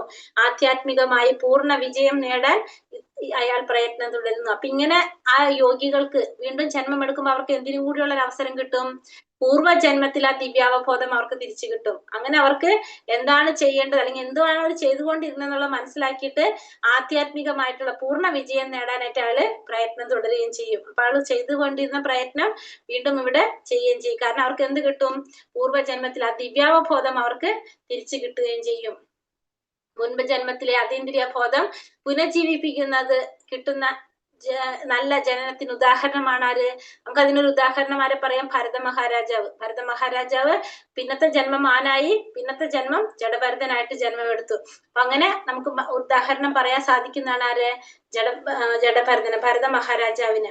പൂർവാഭ്യാസേന തേനൈവ ഹ്രിയതേ ഹ്യവ്യശോപി സഹ ജിജ്ഞാസുരപി യോഗസ്യ ശബ്ദ ബ്രഹ്മാതി വർത്തതേ. മുൻജന്മത്തിൽ സിദ്ധിച്ച ദിവ്യാവബോധത്താൽ എങ്ങും തേടിപ്പോകാതെ തന്നെ അയാൾ സ്വാഭാവികമായി യോഗ സിദ്ധാന്തത്തിൽ ആകൃഷ്ടനായി തീരും. ജിജ്ഞാസുവായ യോഗി ആചാരനിഷ്ഠങ്ങളായ ധർമ്മശാസ്ത്ര പ്രമാണങ്ങൾക്ക് അതീതനാണ്. അപ്പൊ മുൻജന്മത്തില് സിദ്ധിച്ചിട്ടുള്ള ദിവ്യാവബോധം കൊണ്ട് തന്നെ ആരും പറയാതെ തന്നെ ആ യോഗിക്ക് എന്ത് സാധിക്കും? സ്വാഭാവികമായിട്ട് യോഗ സിദ്ധാന്തത്തിൽ ആകൃഷ്ടനായിട്ട് ആ വ്യക്തിക്ക് എന്ത് സാധിക്കാണ്? ആചാരാനുഷ്ഠാനമായിട്ടുള്ള ധർമ്മശാസ്ത്ര പ്രമാണങ്ങളൊക്കെ മനസ്സിലാക്കാനായിട്ടൊക്കെ സാധിക്കും. കാരണം അത് ഓൾറെഡി പഠിച്ചു വെച്ചിട്ടുണ്ടാവും. അപ്പൊ അതുകൊണ്ട് അതില് അതീതനായിരിക്കും ആ വ്യക്തി. മുൻജന്മത്തിൽ ഓൾറെഡി ഇതൊക്കെ ചെയ്തു വെച്ചിട്ടുണ്ടാവും, പഠിച്ചു വെച്ചിട്ടൊക്കെ ഉണ്ടാവും. അങ്ങനെയുള്ള വ്യക്തികളാണ് അവര്. അപ്പൊ സ്വാഭാവികമായിട്ട് ഇതിലൊക്കെ ആകൃഷ്ടനാകാനും സാധിക്കും. ഈ പറഞ്ഞ ശാസ്ത്രങ്ങൾക്കും പ്രമാണങ്ങൾക്കും ഒക്കെ അതീതനായിരിക്കും ആര്? ഈ പറഞ്ഞ തരത്തിലുള്ള വ്യക്തികള്. ഇപ്പൊ ഇവിടെ പറയുന്നത് ഹരിദാസ് ഠാക്കൂർ മുസ്ലിം കുടുംബത്തിലാണ് ജന്മം എടുത്തത്. നാമാചാര്യനായിട്ടാണ് അദ്ദേഹം അറിയപ്പെടുന്നത്. ചൈതന്യ മഹാപ്രഭു അദ്ദേഹത്തിന് നാമാചാര്യൻ എന്ന പദവിയിലേക്ക് ഉയർത്താണ് ചെയ്യുന്നത്. അപ്പൊ ഇവിടെ ഈ ഒരു ജന്മം കൊണ്ട് അദ്ദേഹം മുസ്ലിം ആയിരുന്നു. പക്ഷെ അദ്ദേഹം ഒരു ദിവസം 3 ലക്ഷം തവണ ഹരേ കൃഷ്ണ മഹാമന്ത്രം ജപിച്ചിരുന്ന വ്യക്തിയാണ്. അപ്പൊ എന്താണത്? പൂർവ്വജന്മത്തില് ചെയ്തതിന്റെ കണ്ടിന്യൂവേഷൻ ആണത്. അപ്പൊ അതുകൊണ്ട് അദ്ദേഹത്തെ ആരായിട്ടാണ് ഇവിടെ പറഞ്ഞത്? നാമാചാര്യനായിട്ടാണ് ചൈതന്യ മഹാപ്രഭു അദ്ദേഹത്തിന് ഒരു പദവി കൊടുക്കുന്നത്. അങ്ങനെ ആണ് മുസ്ലിം കുടുംബത്തിലാണ് ഈ ഒരു ജന്മം അദ്ദേഹത്തിന് എന്താ കിട്ടിയത്? മുസ്ലിം കുടുംബത്തിലാണ് ജന്മം എടുക്കേണ്ടതായിട്ട് വരുന്നത്. എന്നിട്ടും അദ്ദേഹം ആരായി? നാമാചാര്യനായിട്ട് മാറുകയാണ് ചെയ്തത്. അപ്പൊ പൂർവ്വജന്മത്തിൽ ചെയ്തതിന്റെ ആണ് നമുക്ക് പറയാം. പ്രയത്നാദ്യത്തമാനസ്തു യോഗി സംശുദ്ധ കിൽബിഷഃ അനേക ജന്മ സംസിദ്ധി തതോ യാതി പരാം ഗതിം. സർവ കൽമഷങ്ങളും നീങ്ങി തുടർന്ന് മുന്നോട്ട് പോകാൻ ആത്മാർത്ഥമായി യത്നിച്ചു കൊണ്ടിരിക്കുന്ന യോഗിക്ക് അനേക ജന്മങ്ങളിലെ പരിശീലനത്തിന് ശേഷം പരിപൂർണം നേടി പരമലക്ഷ്യത്തിലെത്താം. അപ്പൊ തുടർന്ന് ഈ പറഞ്ഞ പോലെ കൽമഷങ്ങളെല്ലാം നീങ്ങി മുന്നോട്ട് പോകാൻ ആത്മാർത്ഥമായിട്ട് യത്നിച്ചു കൊണ്ടിരിക്കുന്ന ഒരു യോഗിക്ക് എന്താണ് അനേകം ജന്മങ്ങളിലെ പരിശീലനത്തിന് ശേഷം എന്ത് സാധിക്കും പരിപൂർണത നേടി പരമലക്ഷ്യത്തിലെത്താനായിട്ട് സാധിക്കും. ഇപ്പൊ കുറെ ജന്മങ്ങളിലെ പരിശീലനം കൊണ്ടാണ് അവർക്ക് എന്ത് സാധിക്കുന്നത് പരമലക്ഷ്യത്തിലെത്താൻ സാധിക്കും. അപ്പൊ നമ്മളിത് ഈ ഒരു ജന്മത്തിൽ ഇപ്പൊ ശ്രമിക്കുന്നതല്ലത്, എത്രയോ ജന്മങ്ങളായിട്ട് നമ്മൾ ശ്രമിച്ചതിന്റെ ഫലമായിട്ടാണ് നമുക്ക് എന്ത് സാധിക്കുന്നത് ഇപ്പൊ നമുക്ക് ഇതൊക്കെ ചെയ്യാനായിട്ട് സാധിക്കുന്നത്. അല്ലാണ്ട് ഈ ഒരു സമയത്ത് നമ്മൾ ഒരു ദിവസം ഒരു ലിങ്ക് കിട്ടി നമ്മൾ കയറിയതല്ല, എത്രയോ ജന്മങ്ങളായിട്ടുള്ള നമ്മുടെ ശ്രമത്തിന്റെ ഫലമായിട്ടാണ് നമുക്ക് ഇതൊക്കെ ചെയ്യാനായിട്ട് സാധിക്കുന്നത്. അങ്ങനെയാണ് നമുക്ക് എന്ത് സാധിക്കുക പരിപൂർണത നേടാനായിട്ടും കൃഷ്ണാവബോധത്തിലേക്ക് എത്താനായിട്ടും സാധിക്കുന്നത്. ഇനി അടുത്തത് ഏറ്റവും ഉത്തമനായ യോഗി ആരാണെന്ന് ഭഗവാൻ പറയാണ്. തപസ്സി ഭോധികോ യോഗി ജ്ഞാനി ഭോപീമതോപ്തികഃ കർമ്മിഭ്യശ്ചാധികോ യോഗി തസ്മാത് യോഗി ഭവാർജുന. തപസ്സിയേക്കാൾ ശ്രേഷ്ഠനാണ് യോഗി, ജ്ഞാനികളെക്കാളും ഫലേച്ഛയോടെ കർമ്മം ചെയ്യുന്നവരെക്കാളും ശ്രേഷ്ഠനാണ് അദ്ദേഹം. അതുകൊണ്ട് അല്ലയോ അർജുന ഏത് സാഹചര്യത്തിലും യോഗത്തിൽ ഉറച്ചു നിൽക്കുക. അപ്പൊ തപസ്സിയേക്കാളും ശ്രേഷ്ഠനാണ് ആര് യോഗി, ജ്ഞാനികളെക്കാളും ഫലേച്ഛയോടെ കർമ്മം ചെയ്യുന്നവരെക്കാളും ശ്രേഷ്ഠനാണ് അദ്ദേഹം. അതുകൊണ്ട് എന്താണ് ഏത് സാഹചര്യത്തിലും യോഗത്തിൽ ഉറച്ചു നിൽക്കണം. അപ്പൊ തപസ്സിയേക്കാളും ജ്ഞാനിയേക്കാളും ഫലേച്ഛയോടെ കർമ്മം ചെയ്യുന്ന കർമ്മിയേക്കാളും എല്ലാം ശ്രേഷ്ഠനാണ് ആര് യോഗി എന്ന് പറയുന്നത്. അപ്പൊ അതുകൊണ്ട് ഏതൊരു സാഹചര്യത്തിലും നമ്മൾ എന്ത് ചെയ്യണം യോഗത്തിൽ ഉറച്ചു നിൽക്കണം എന്നാണ് ഭഗവാനോട് അർജുനനോട് പറയുന്നത്. അപ്പോ തപസ്സിയെ സംബന്ധിച്ചായാലും ജ്ഞാനികളെ സംബന്ധിച്ചായാലും കർമ്മം ചെയ്യുന്നവര് കർമ്മികളെക്കാളും ഏറ്റവും ശ്രേഷ്ഠനായിട്ടാണ് ഭഗവാനോട് ആരെ പറയുന്നത് യോഗിയെ പറയുന്നത്. സർവ്വ കൽമഷങ്ങളും അകന്ന പരിപൂർണ അവസ്ഥയാണ് എന്ത് കൃഷ്ണാവബോധം എന്ന് പറയുന്നത്. ഏറ്റവും ടോപ്പ് മോസ്റ്റ് ആയിട്ടുള്ള ഒരു അവസ്ഥയാണെന്ന് പറയാം. ഇനി ഏറ്റവും ശ്രേഷ്ഠനായ യോഗി എന്ന് പറയുന്നത് എങ്ങനെയാണ് യോഗിനാമപി സർവേഷാം മദ്ഗതേനാന്തരാത്മന ശ്രദ്ധാവാൻ ഭജതേ യോ മാം സമേ യുക്തതമോ മതഃ. പൂർണ്ണ വിശ്വാസത്തോടെ എപ്പോഴും എന്നിൽ തന്നെ നിലകൊള്ളുകയും എന്നെ തന്നെ ധ്യാനിച്ചുകൊണ്ട് പ്രേമപൂർവ്വം എന്റെ ദിവ്യ സേവനത്തിൽ ഏർപ്പെട്ടുകൊണ്ടിരിക്കുകയും ചെയ്യുന്നവനാണ് എല്ലാ യോഗികളെയും വെച്ച് ഉത്തമനായിട്ടുള്ള യോഗിയും എന്നോട് ദൃഢതമമായ യോഗത്തിൽ ബന്ധപ്പെട്ടിരിക്കുന്നവനും. ഇതാണ് എന്റെ അഭിപ്രായം. അപ്പൊ പൂർണ്ണ വിശ്വാസത്തോടെ എപ്പോഴും എന്നിൽ തന്നെ നിലകൊള്ളുക, എന്നെ തന്നെ ധ്യാനിച്ചുകൊണ്ട് പ്രേമപൂർവ്വം എന്റെ സേവനത്തിൽ ഏർപ്പെട്ടുകൊണ്ടിരിക്കുക. അങ്ങനെ ചെയ്യുന്നവനാണ് ആര് എല്ലാ യോഗികളെയും വെച്ച് ഉത്തമനായ യോഗി. എന്നോട് ദൃഢതമമായ യോഗത്തിൽ ബന്ധപ്പെട്ടിരിക്കുന്നവരും അങ്ങനെയുള്ളവരാണ്. ഇതാണ് എന്റെ അഭിപ്രായം. അപ്പൊ ഇത് വേണം പൂർണ്ണ വിശ്വാസത്തോടെ എപ്പോഴും ഭഗവാനിൽ തന്നെ നിലകൊള്ളുക, ഭഗവാനെ തന്നെ ധ്യാനിച്ചുകൊണ്ട് പ്രേമപൂർവ്വം ഭഗവാന്റെ ദിവ്യ സേവനത്തിൽ ഏർപ്പെട്ടുകൊണ്ടിരിക്കുക. അങ്ങനെയുള്ളവരാണ് ആര് യോഗികളിൽ വെച്ച് ഏറ്റവും ഉത്തമനായിട്ടുള്ള യോഗി. ഭഗവാനോട് ദൃഢതമമായിട്ട് യോഗത്തിൽ ബന്ധപ്പെട്ടിരിക്കുന്നവനും അങ്ങനെയുള്ളവനാണെന്നാണ് ഭഗവാൻ ഇവിടെ പറയുന്നത്.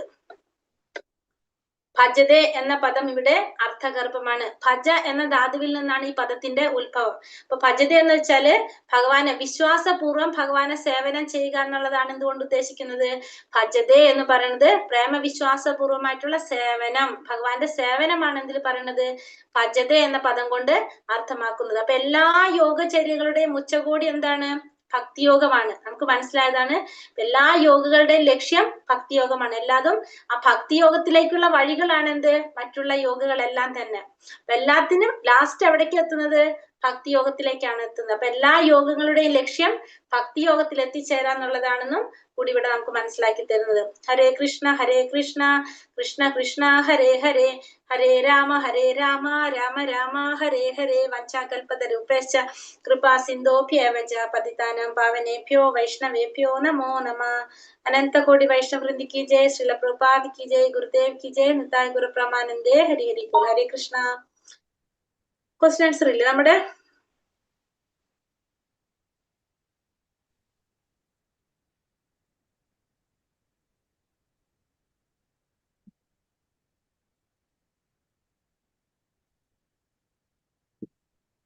ക്വസ്റ്റ്യൻ അല്ലെ. മനോനിയന്ത്രണത്തിന് ഏറ്റവും പ്രയാസം കുറഞ്ഞ ഉപായം ഏതാണെന്നാണ് ചൈതന്യ മഹാപ്രഭു നിർദ്ദേശിച്ചത്. ഹരേ കൃഷ്ണ മഹാമന്ത്രം ജപിക്കാനായിട്ട്. അർജുനൻ ഭഗവാനോട് ചോദിക്കുന്ന ചോദ്യങ്ങൾ എന്തൊക്കെയായിരുന്നു. വിജയം പ്രാപിക്കാതെ അതീന്ദ്രിയ ജ്ഞാനിയുടെ ഗതി എന്താണ്. പിന്നെ രണ്ടാമത്തെ യോഗിക്ക് പൂർണ്ണത എത്താൻ സാധിക്കാത്ത യോഗിയുടെ അവസ്ഥ എന്തായിരിക്കും. രണ്ടു തരം ചോദിക്കുന്നത്. അതീന്ദ്രിയ ജ്ഞാനിയുടെ സ്ഥിതി എന്തായിരിക്കും, പിന്നെ യോഗി പൂർണ്ണതയിൽ എത്താൻ സാധിക്കാത്ത യോഗിയുടെ സ്ഥിതി എന്തായിരിക്കും എന്നുള്ളത്. ഉത്തരം എന്താ ഭഗവാൻ പറഞ്ഞത്. ഉത്തരം എന്താ? ഭഗവാൻ മംഗളകരങ്ങളായ കർമ്മങ്ങൾ മംഗളകരമായ കർമ്മങ്ങളെ ഏർപ്പെട്ടിരിക്കുന്ന ആധ്യാത്മിക ജ്ഞാനിക്ക് ഈ ലോകത്തിലോ ഭൗതിക ലോകത്തിലോ നാശം ആത്മീയ ഉണ്ടാവില്ല. ലോകത്തോ നാശമില്ല. നന്മ ചെയ്യുന്നവന് ഒരിക്കലും ദുർഗതി വരില്ല. ദുർഗതി ഉണ്ടാവില്ല.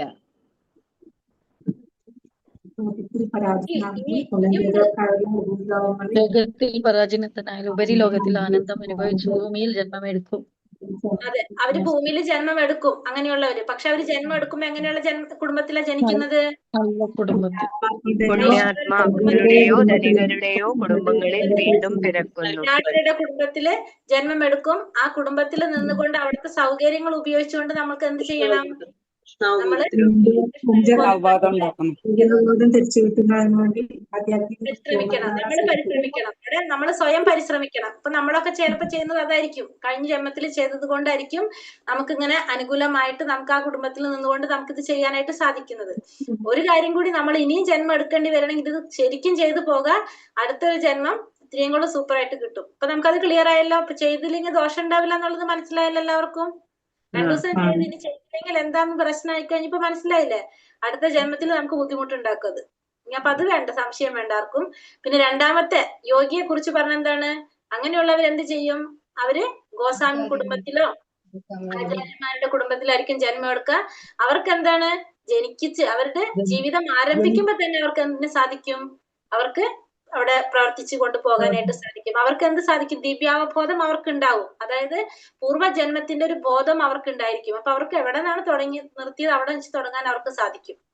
അങ്ങനെ 2 കൂട്ടരെ കുറിച്ച് പറയുന്നത്. ഇപ്പൊ നമ്മുടെ സംശയം തീർന്നല്ലോ എല്ലാവർക്കും? അത് ക്ലിയർ ആയി. ഇനി 1 മുതൽ 6 മാതാജി, വരെ ഒരു സംശയം. മാതാജി, അപ്പോ ഞാൻ ചോദിക്കട്ടെ, അപ്പോ നമുക്ക് ഈ ജന്മത്തിൽ നമ്മൾ ചെയ്തതിന്റെ ബാക്കിയായിട്ട് നമുക്ക് അതിൻ്റെതായിട്ടുള്ള ഒരു തോതനുസരിച്ച് നമ്മൾ ആ അടുത്ത ജന്മം എടുക്കും എന്ന് പറഞ്ഞില്ല. അപ്പം ഞാൻ ചോദിക്കട്ടെ, അപ്പൊ നമ്മുടെ പേഴ്സണലി ഉള്ള ഒരു ഭയം മാറി. അപ്പോ ഓരോരുത്തരും പറയുന്നതോ, നമ്മളിങ്ങനെ ഓരോന്ന് ചെയ്തിട്ട് പിന്നെ അത് നമ്മുടെ തലമുറ അത് കണ്ടിന്യൂ ചെയ്തില്ലെങ്കിൽ അത് അവർക്ക് ദോഷമായിട്ട് ബാധിക്കും എന്നൊക്കെ പറയുന്നുണ്ടല്ലോ. അങ്ങനെ ഒരു പിന്തുടർച്ച വരുന്നുണ്ടോ ആ ചെയ്യുന്നതിന്? നമ്മൾ ഇപ്പൊ നാമമൊക്കെ ജപിക്കുന്നുണ്ട്, നമ്മൾ കൃഷ്ണാവബോധം നേടാൻ വേണ്ടിയിട്ട് നമ്മൾ കുറെ കാര്യങ്ങൾ ചെയ്യുന്നുണ്ട്. പക്ഷെ അത് നമ്മളുടെ ഒരു ഇതോടുകൂടി അതങ്ങ് നിന്ന് പോയാൽ നമ്മുടെ തലമുറ അത് ബാധിക്കുമോ ദോഷമായിട്ട്? പ്രഭു, ഇത് പറയുന്നത് ആരാണ്? ഇപ്പൊ നമ്മളോട് ഇത് പറഞ്ഞത് ആരാ? ഭഗവാനാ പറഞ്ഞത് അല്ലേ? അതെ ഇതിപ്പോ ഭഗവാൻ പറഞ്ഞ കാര്യല്ലേ? അതെ, മറ്റത് പറയണത് ആരാണ്? അത് നമ്മുടെ മനുഷ്യരാണ്. നമ്മളെപ്പോലുള്ളവരല്ലേ പറയണത്? അതെ അതെ, അത് കേട്ടാൽ നമുക്കാണ് നഷ്ടം. നമുക്ക് മനസ്സിലായി. ഹരേ കൃഷ്ണ മാതാജി, എനിക്കൊരു സംശയം ഞാൻ ചോദിക്കട്ടെ? ഒന്ന് പ്രഭുവിന് ക്ലിയർ ആയോ? ഇപ്പൊ ഭഗവാൻ പറഞ്ഞത് കേൾക്കണാണ് നമുക്ക് നല്ലത്. അത് കേട്ടാൽ നമുക്കാണ് പ്രശ്നം. അവർക്ക് ആർക്കും പ്രോബ്ലം ഇല്ലല്ലോ. അത് പറയുന്നവർക്ക്, അത് ചെയ്യാതിരുന്ന ആർക്കാ ബുദ്ധിമുട്ട്? നമുക്ക് ഓരോരുത്തർക്കാ ബുദ്ധിമുട്ടല്ലേ? കാരണം ഞാൻ ചെയ്താൽ എനിക്ക്, എന്റെ ഭർത്താവ് ചെയ്ത അവർക്ക്, എന്റെ മക്കള് ചെയ്ത അവർക്ക്, സ്വന്തമായിട്ടാണ് അവർക്ക്. ആർക്കും അങ്ങോട്ടും ഇങ്ങോട്ടും പങ്കുവെച്ചു കൊടുക്കുന്നില്ലത്. നമ്മൾ ഓരോരുത്തരും ചെയ്യുന്നതാണ് അല്ലേ? ക്ലിയർ ആയി മാതാജി. അത്രേ ഉള്ളു പ്രഭു. നമ്മളത് കേട്ട് പോയി കഴിഞ്ഞാൽ നമ്മൾ എന്ത് പോയി? നമ്മൾ ഈ പറഞ്ഞ വഴിതെറ്റി പോയി എന്ന് മനസ്സിലാക്കാം നമുക്ക്. അപ്പൊ അത്രേ നമുക്ക് കിട്ടുള്ളൂ. ഓക്കെ മാതാജി, മനസ്സിലായി. ഹരേ കൃഷ്ണ മാതാജി. മാതാജി പറഞ്ഞ മാതാജി കേൾക്കാമോ? എനിക്കൊരു സംശയം ചോദിക്കട്ടെ. നമ്മളിപ്പോ ഈ ജഡഭരതന്റെ കഥ പറഞ്ഞല്ലോ. ജഡഭരതന്റെ കഥ പറഞ്ഞപ്പോ ഭരതൻ മുനിയായിരുന്ന കാലത്ത് എല്ലാ ജ്ഞാനവും നേടി ആ മാനിന് പുറകെ പോയി. പിന്നെ ഒരു ജന്മം മാനായിട്ടെടുത്തു. അത് കഴിഞ്ഞ് വീണ്ടും നല്ല ഒരു സാഹചര്യത്തിലല്ലല്ലോ ജഡഭരതൻ ജനിക്കുന്നത്. അതെന്തുകൊണ്ടാണ് അങ്ങനെ? ജഡഭരതൻ ആരായിട്ട് ജന്മം എടുക്കുന്നത്? ജഡഭരതൻ മൂന്നാമത് ജന്മം എടുക്കുമ്പോഴ് ഒരു അങ്ങനെയുള്ള ഒരു വലിയ കുലീനമായ ഒരു കുടുംബത്തിലല്ലല്ലോ ജനിക്കുന്നത്. കാത് കേൾക്കാതെ, സംസാരിക്കാത്തത് മനഃപൂർവ്വമാണ്. എന്നാലും മനഃപൂർവ്വം ചെയ്യുന്നതാണ്. അങ്ങനെ ഒരു കാര്യം കൂടി അവിടെ പറയുന്നുണ്ട്. ജഡഭരതൻ മനസ്സിലായതുകൊണ്ട് സാഹചര്യം ക്ലിയർ ആയിരുന്നില്ലല്ലോ ജഡഭരതന്. ജഡഭരതൻ എന്ന് വെച്ചാല്, ജഡഭരതൻ അങ്ങനെ മനഃപൂർവ്വം ചെയ്യുന്നതാണ്. കാരണം ജഡഭരതനെ സംബന്ധിച്ച് എന്താണ് ലക്ഷ്യം? ആത്മസാക്ഷാത്കാരം മാത്രമായിരുന്നു ലക്ഷ്യം ജഡഭരതനെ സംബന്ധിച്ച്. മാതാജിയുടെ ഭഗവാൻ പറഞ്ഞു, ഈ ജന്മം നമ്മൾ ചെയ്യുന്നതിനനുസരിച്ച് നമ്മൾ കുലീനമായ ഒരു കുടുംബത്തിൽ നമ്മൾ ജനിക്കും എന്ന് ഈ ഇതിൽ പറയുന്നു നമ്മളടുത്ത്. പക്ഷെ ജഡഭരതൻ അങ്ങനെ ഒന്നും ജനിച്ചില്ലാത്തത് കൊണ്ട് ഞാൻ ചോദിച്ചതാണ് ആ ഡൗട്ട്. പക്ഷെ നമ്മള് ലക്ഷ്യം, നമ്മൾ വിചാരിക്കുന്നത് എന്താണ് ഈ കുലീനമായ കുടുംബം എന്ന് ഉദ്ദേശിക്കുന്നത്? ഇപ്പൊ ഭഗവാൻ ഇതിന് ഉദാഹരണം പറഞ്ഞു. നമ്മൾ ഉദ്ദേശത്തിൽ എങ്ങനെയാണ് കുലീനമായ കുടുംബം ഉദ്ദേശിക്കുന്നത്? വിദ്യാഭ്യാസം ഭഗവാനെ അറിയുന്ന ഒരു കുടുംബത്തിൽ ജനിക്കണമെന്നാണ്. ഭഗവാനെ കൂടുതലായി അറിയുന്ന ഒരു കുടുംബമാവുമ്പോഴല്ലേ വേണ്ടത്. അല്ലാതെ നമുക്ക് ആവശ്യമാണ്. ഇപ്പൊ നമ്മള് ഭയങ്കര സമ്പത്തുള്ള അങ്ങനത്തെ ഒരു കുടുംബത്തിൽ ജനിച്ചു, ഭഗവാന്റെ ഭാ പോലും പറയാൻ സാധിക്കാത്ത ഒരു കുടുംബത്തിലാണെങ്കിൽ നമുക്ക് അതുകൊണ്ട് വല്ല കാര്യമുണ്ടോ അവിടെ ജനിച്ചിട്ട്? സമ്പത്തല്ല ഞാൻ ഉദ്ദേശിച്ചത്, ഭഗവാനെ അറിയുന്ന ഒരു കുടുംബത്തിൽ ജനിക്കണം, അതായിരുന്നു. അപ്പൊ ജഡഭരതൻ അത് സാധിച്ചതുകൊണ്ടല്ല ആത്മസാക്ഷാത്കാരം നേടിപ്പോയത്. അപ്പൊ അതിനപ്പുറം നമുക്ക് ചിന്തിക്കണ്ടല്ലോ. അത് ശരിയാ. നമുക്ക് അത്രയല്ലേ നോക്കണ്ടു. കാരണം ജഡഭരതൻ അവിടെ അത് സാധിച്ചു. അപ്പൊ അതിന്റെ അർത്ഥം എന്താണ്? ജഡഭരതൻ അതായിരുന്നു വേണ്ടത്, അവിടേക്കാണ് ഭഗവാൻ കൊടുത്തത്. അപ്പൊ നമ്മൾ ആഗ്രഹിക്കുന്നത്, നമ്മൾ ഈ പറഞ്ഞ പോലെ ഭയങ്കര ധനാഢ്യരുടെ കുടുംബങ്ങളിൽ അല്ലെങ്കിൽ ധർമ്മബോധമുള്ളവരുടെ കുടുംബത്തിലാണെങ്കിൽ നമുക്ക് അതാണ് കിട്ടുന്നത്. ധനാഢ്യരെന്നല്ല, ധർമ്മബോധവും ഭഗവാനെ ചിന്തിക്കുന്നവരുമായില്ല ആയ കുടുംബമല്ലായിരുന്നു എന്നാണ് എന്റെ ഒരു നിഗമനം. ജഡഭരതൻ ജനിച്ച കുടുംബം. കാരണം അങ്ങനെയാണെങ്കിൽ ജഡഭരതൻ അത് സാധിക്കില്ലല്ലോ മാതാജി. നമ്മള് അങ്ങനത്തെ വിഷയത്തിലേക്ക് നമുക്ക് പോകാതിരിക്കുന്നതാണ് നല്ലത്. കാരണം നമുക്ക് അതിന്റെ സത്ത മാത്രം ഉൾക്കൊണ്ട് പോകുന്നതല്ല നല്ലത്. ഭഗവാന്റെ കാര്യങ്ങൾ നമുക്ക് ചോദ്യം ചെയ്യേണ്ട ആവശ്യമില്ലല്ലോ മാതാജി. ശരി, നന്ദി. ഹരേ കൃഷ്ണ മാതാജി. കാരണം നമുക്ക് മനസ്സിലാവുന്നത് ചിന്തിച്ചു പോയാൽ പോരെ. ഹരേ കൃഷ്ണ. ജഡഭരതൻ ഒരു യോഗി ആയതുകൊണ്ടാണല്ലോ കൂടുതൽ സംസാരിക്കാതെയും ഒക്കെ നടന്നിരുന്നത്. അദ്ദേഹം ഒരു ആത്മസാക്ഷാത്കാരം കിട്ടി യോഗി ആയതുകൊണ്ടാണല്ലോ അങ്ങനെ ജീവിച്ചു പോകുന്നത്. കാരണം ജഡഭരതൻ എന്ന് വെച്ചിട്ടുണ്ടെങ്കിൽ മറ്റുള്ളവർ അസൂയപ്പെടുന്ന രീതിയിലുള്ള സൗഭാഗ്യങ്ങളുള്ള ഒരു വ്യക്തിയായിരുന്നു ആര്? ഭരത മഹാരാജാവ്. ആ ഭരത മഹാരാജാവാണ് അത് മുഴുവൻ ഉപേക്ഷിക്കുന്നത്. അത്രയും എല്ലാവരും അസൂയപ്പെടുന്ന രീതിയിലുള്ള ഒരു ഭരണം കാഴ്ചവെച്ച ഒരു ചക്രവർത്തിയാണ്. അപ്പൊ അദ്ദേഹമാണ് അത് മുഴുവനും വേണ്ടാന്ന് വെക്കുന്നത്. അപ്പൊ ഭരത മഹാരാജാവ് എന്ന് വെച്ചിട്ടുണ്ടെങ്കിൽ നമ്മൾ വിചാരിക്കുന്ന രീതിയിലുള്ള ഒരു ആളല്ലല്ലോ, നമ്മളെ പോലുള്ളവരല്ലല്ലോ എന്തായാലും. അപ്പൊ അതിൻ്റെതായ കാരണങ്ങൾ അതിലുണ്ടാകും സ്വാഭാവികമായിട്ട്. നമുക്കത് ഇപ്പൊ ഭഗവാൻ അത് ഭഗവാൻ പറഞ്ഞില്ല ഒരിക്കലും എന്തായാലും നമുക്ക് തിരിച്ചു ചിന്തിക്കേണ്ടി വരില്ല, ഉറപ്പാണത്. സ്വാഭാവികമാണ്. ജഡഭരതൻ ബ്രാഹ്മണ കുടുംബത്തിൽ തന്നെ ജനിച്ചത്. അപ്പൊ ബ്രാഹ്മണന്റെ എല്ലാ പാണ്ഡിത്യവും അവർ കൊടുത്തായിരുന്നു ചെറുപ്പത്തിലെ, അങ്ങനെയാണ് പറയുന്നത്. പക്ഷെ ജ്യേഷ്ഠന്മാര് ഒരു ജോലിക്കാരനായിട്ട് മാത്രമാണ് കണക്കാക്കിയത്. എല്ലാ ജോലിയും ചെയ്യിപ്പിക്കുന്ന അതവൻ യോഗിയായിട്ട് മിണ്ടാതിരുന്നോണ്ടാണ് അങ്ങനെ അവരിപ്പോ പറഞ്ഞത്. നമ്മുടെ കാഴ്ചപ്പാടാണ് കൃഷ്ണ. നമ്മളെ കാഴ്ചപ്പാടാണ്.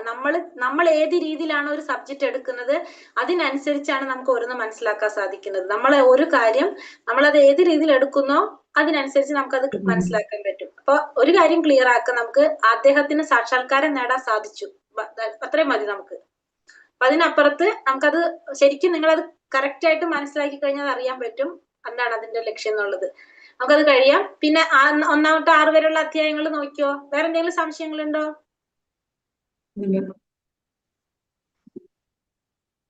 ഹരേ കൃഷ്ണ. ഇല്ല. അപ്പൊ 1 തൊട്ട് 6 വരെയുള്ള അധ്യായങ്ങൾ നോക്കിയോ. എന്തെങ്കിലും സംശയങ്ങളുണ്ടോ നിങ്ങൾക്ക് അതില്? ഹലോ മാതാജി.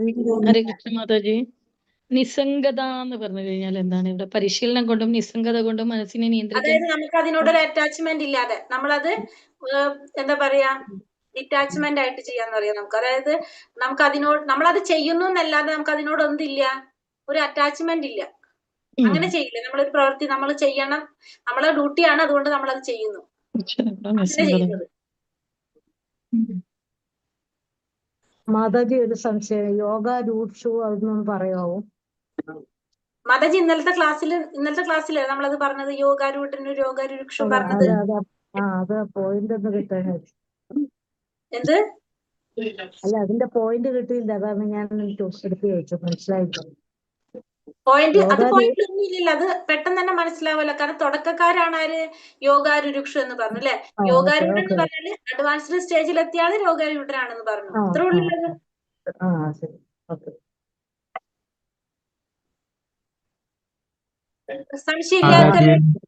മാതാജി ഒരു സംശയം ഞാൻ മുന്നേ ചോദിച്ചിട്ടുള്ളതുമായിട്ട് ബന്ധപ്പെട്ടൊരു സംശയമാണ്. കാരണം മുമ്പ് നമ്മൾ പറഞ്ഞല്ലോ നമുക്ക് ഇപ്പം ഇന്ദ്രിയങ്ങൾ തന്നിരിക്കുന്നത് അല്ലെങ്കിൽ അതുമായിട്ട് റിലേറ്റ് ചെയ്തിട്ടുള്ള കാര്യങ്ങളൊക്കെ ദൈവം തന്നിരിക്കുന്നത് ആസ്വദിക്കാൻ വേണ്ടിയിട്ടാണ്. അല്ലെങ്കിൽ അത് ഭഗവാന്റെ ഗാനങ്ങൾ കേൾക്കുക അല്ലെങ്കിൽ ഭഗവാനുമായിട്ട് റിലേറ്റ് ചെയ്ത് നമുക്കതൊക്കെ ആസ്വദിക്കാം എന്ന് പറഞ്ഞായിരുന്നു മാതാജി. അപ്പൊ എൻ്റെ ചോദ്യം ഇപ്പോൾ വേറൊരു ചോദ്യം വെച്ചാൽ നമുക്കിപ്പോൾ കല, സാഹിത്യം അങ്ങനെയുള്ള കാര്യങ്ങളും ഇന്ദ്രിയങ്ങളുമായി ബന്ധപ്പെട്ടതാണല്ലോ. അപ്പൊ നമുക്കിപ്പോ ഒരു ഡാൻസർ അല്ലെങ്കിൽ ഒരു ഗായകൻ, ഗായിക, അപ്പം അങ്ങനെ ആ ഒരു ഫീൽഡിലൊക്കെ അതൊക്കെ ശരിക്കും എന്ന് പറഞ്ഞാൽ എല്ലാവർക്കും കിട്ടുന്ന ഒരു കഴിവല്ല. അതും ഇന്ദ്രിയങ്ങളെ സ്വാധീനിക്കുന്ന കഴിവുകളാണ്. അപ്പോൾ അവയെ പരിപോഷിപ്പിക്കുന്നതും എന്താ പറയാ, സ്വാഭാവികമായിട്ട് നമ്മളിപ്പം കീർത്തനങ്ങളോ അല്ലെങ്കിൽ ഭഗവത് നാമങ്ങളോ അല്ലല്ലോ. കർണാട്ടിക് മ്യൂസിക് പഠിക്കുന്നു അല്ലെങ്കിൽ പിന്നണി ഗായകരാവുന്നു. അവരൊക്കെ എന്ന് പറയുന്നത് അപ്പോ ഭഗവത് യുദ്ധ കാര്യത്തിൽ പെടാത്ത കാര്യം ആണ് ചെയ്യുന്നത് നമുക്ക് പറയാനല്ലോ. അപ്പം അത് ദൈവം കൊടുത്ത കഴിവല്ലേ, അപ്പൊ അതിനെ പ്രോത്സാഹിപ്പിക്കുന്നത് തെറ്റാണോ? ശരിക്കും ഭഗവാൻ കൊടുത്ത കഴിവ് നമ്മൾ ഉപയോഗിക്കേണ്ടത് ഭഗവാന്റെ കാര്യത്തിന് തന്നെ ആയിരിക്കണം നമ്മള്. ആ, അത് അതെ സംശയമില്ലല്ലോ. നമ്മള് അതെ ബാക്കിയൊക്കെ നമ്മളെ എൻജോയ്മെന്റിന് നമ്മൾ ഈ ഭൗതിക ലോകത്തിൽ ഉണ്ടാക്കിയതല്ലേ. ഇപ്പൊ സിനിമ പാട്ടുകള്, ഇത്തരത്തിലുള്ള അതെ, പാട്ടുകൾ അതൊക്കെ എന്തിനു വേണ്ടിയിട്ടുള്ളതാണ്?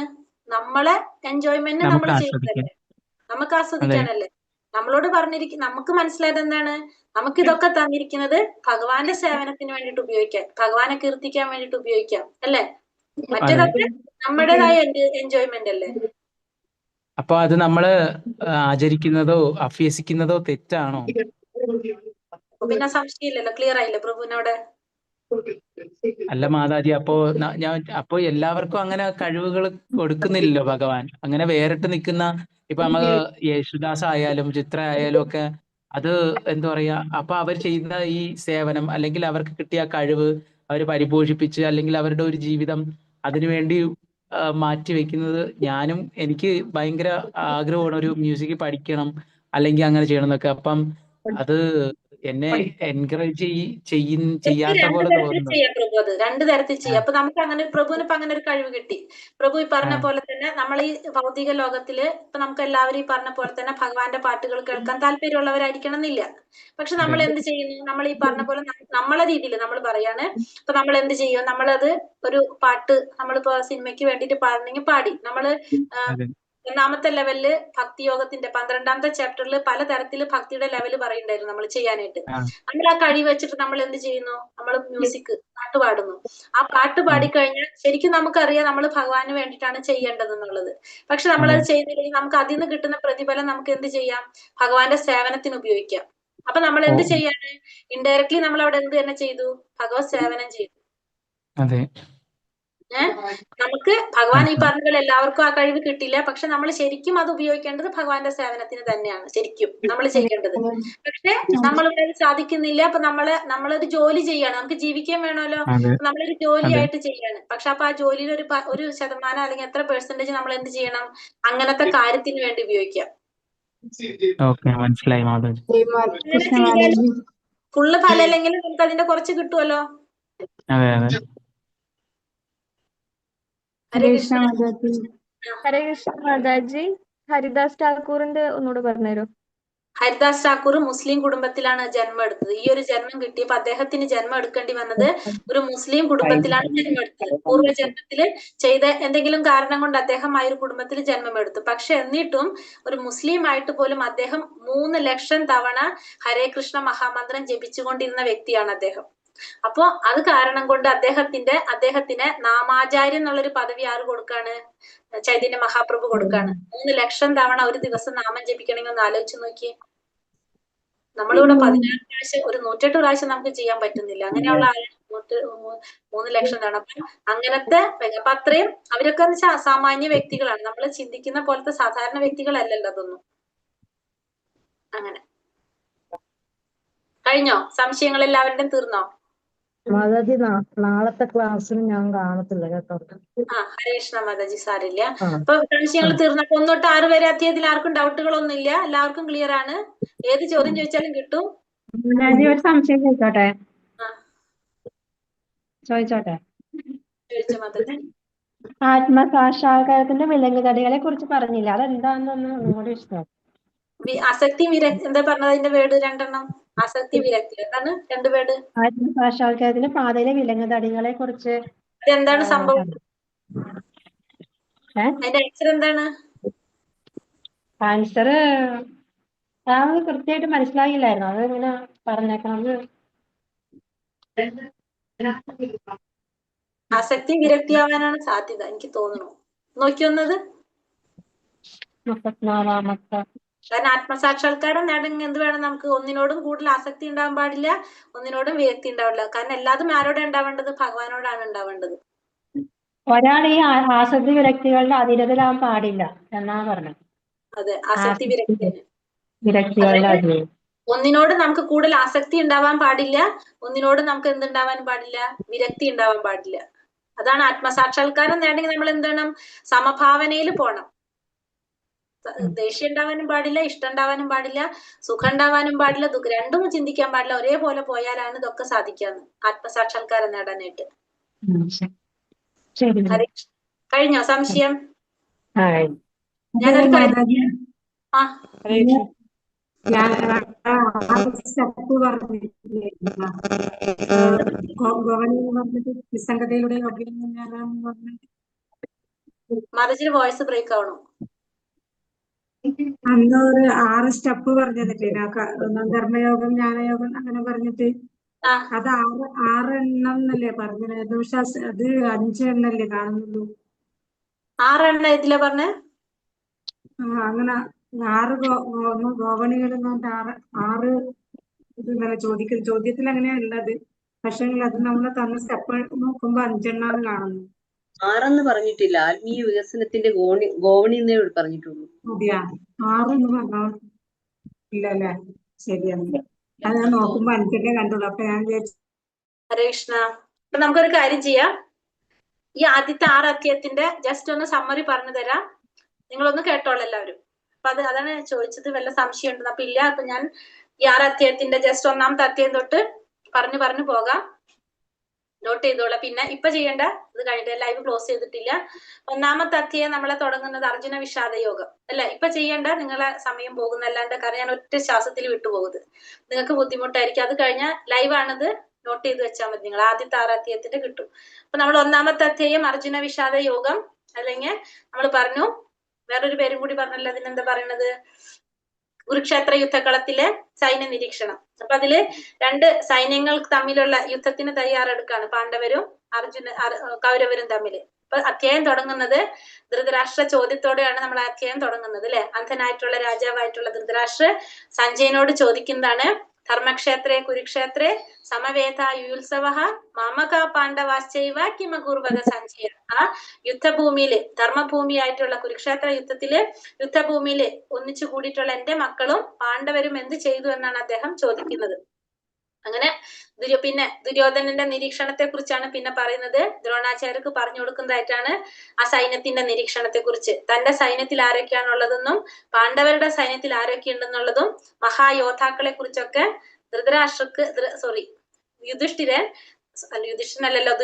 ദുര്യോധനൻ ഗുരുവിനോട് പറഞ്ഞു കൊടുക്കുന്നതാണ്.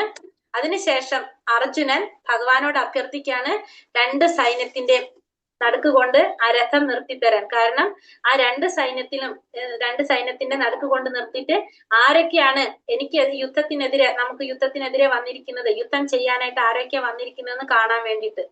അങ്ങനെ 2 സൈന്യത്തിന്റെ സെന്ററിൽ കൊണ്ട് ഭഗവാൻ രഥം നിർത്തി കൊടുത്തു.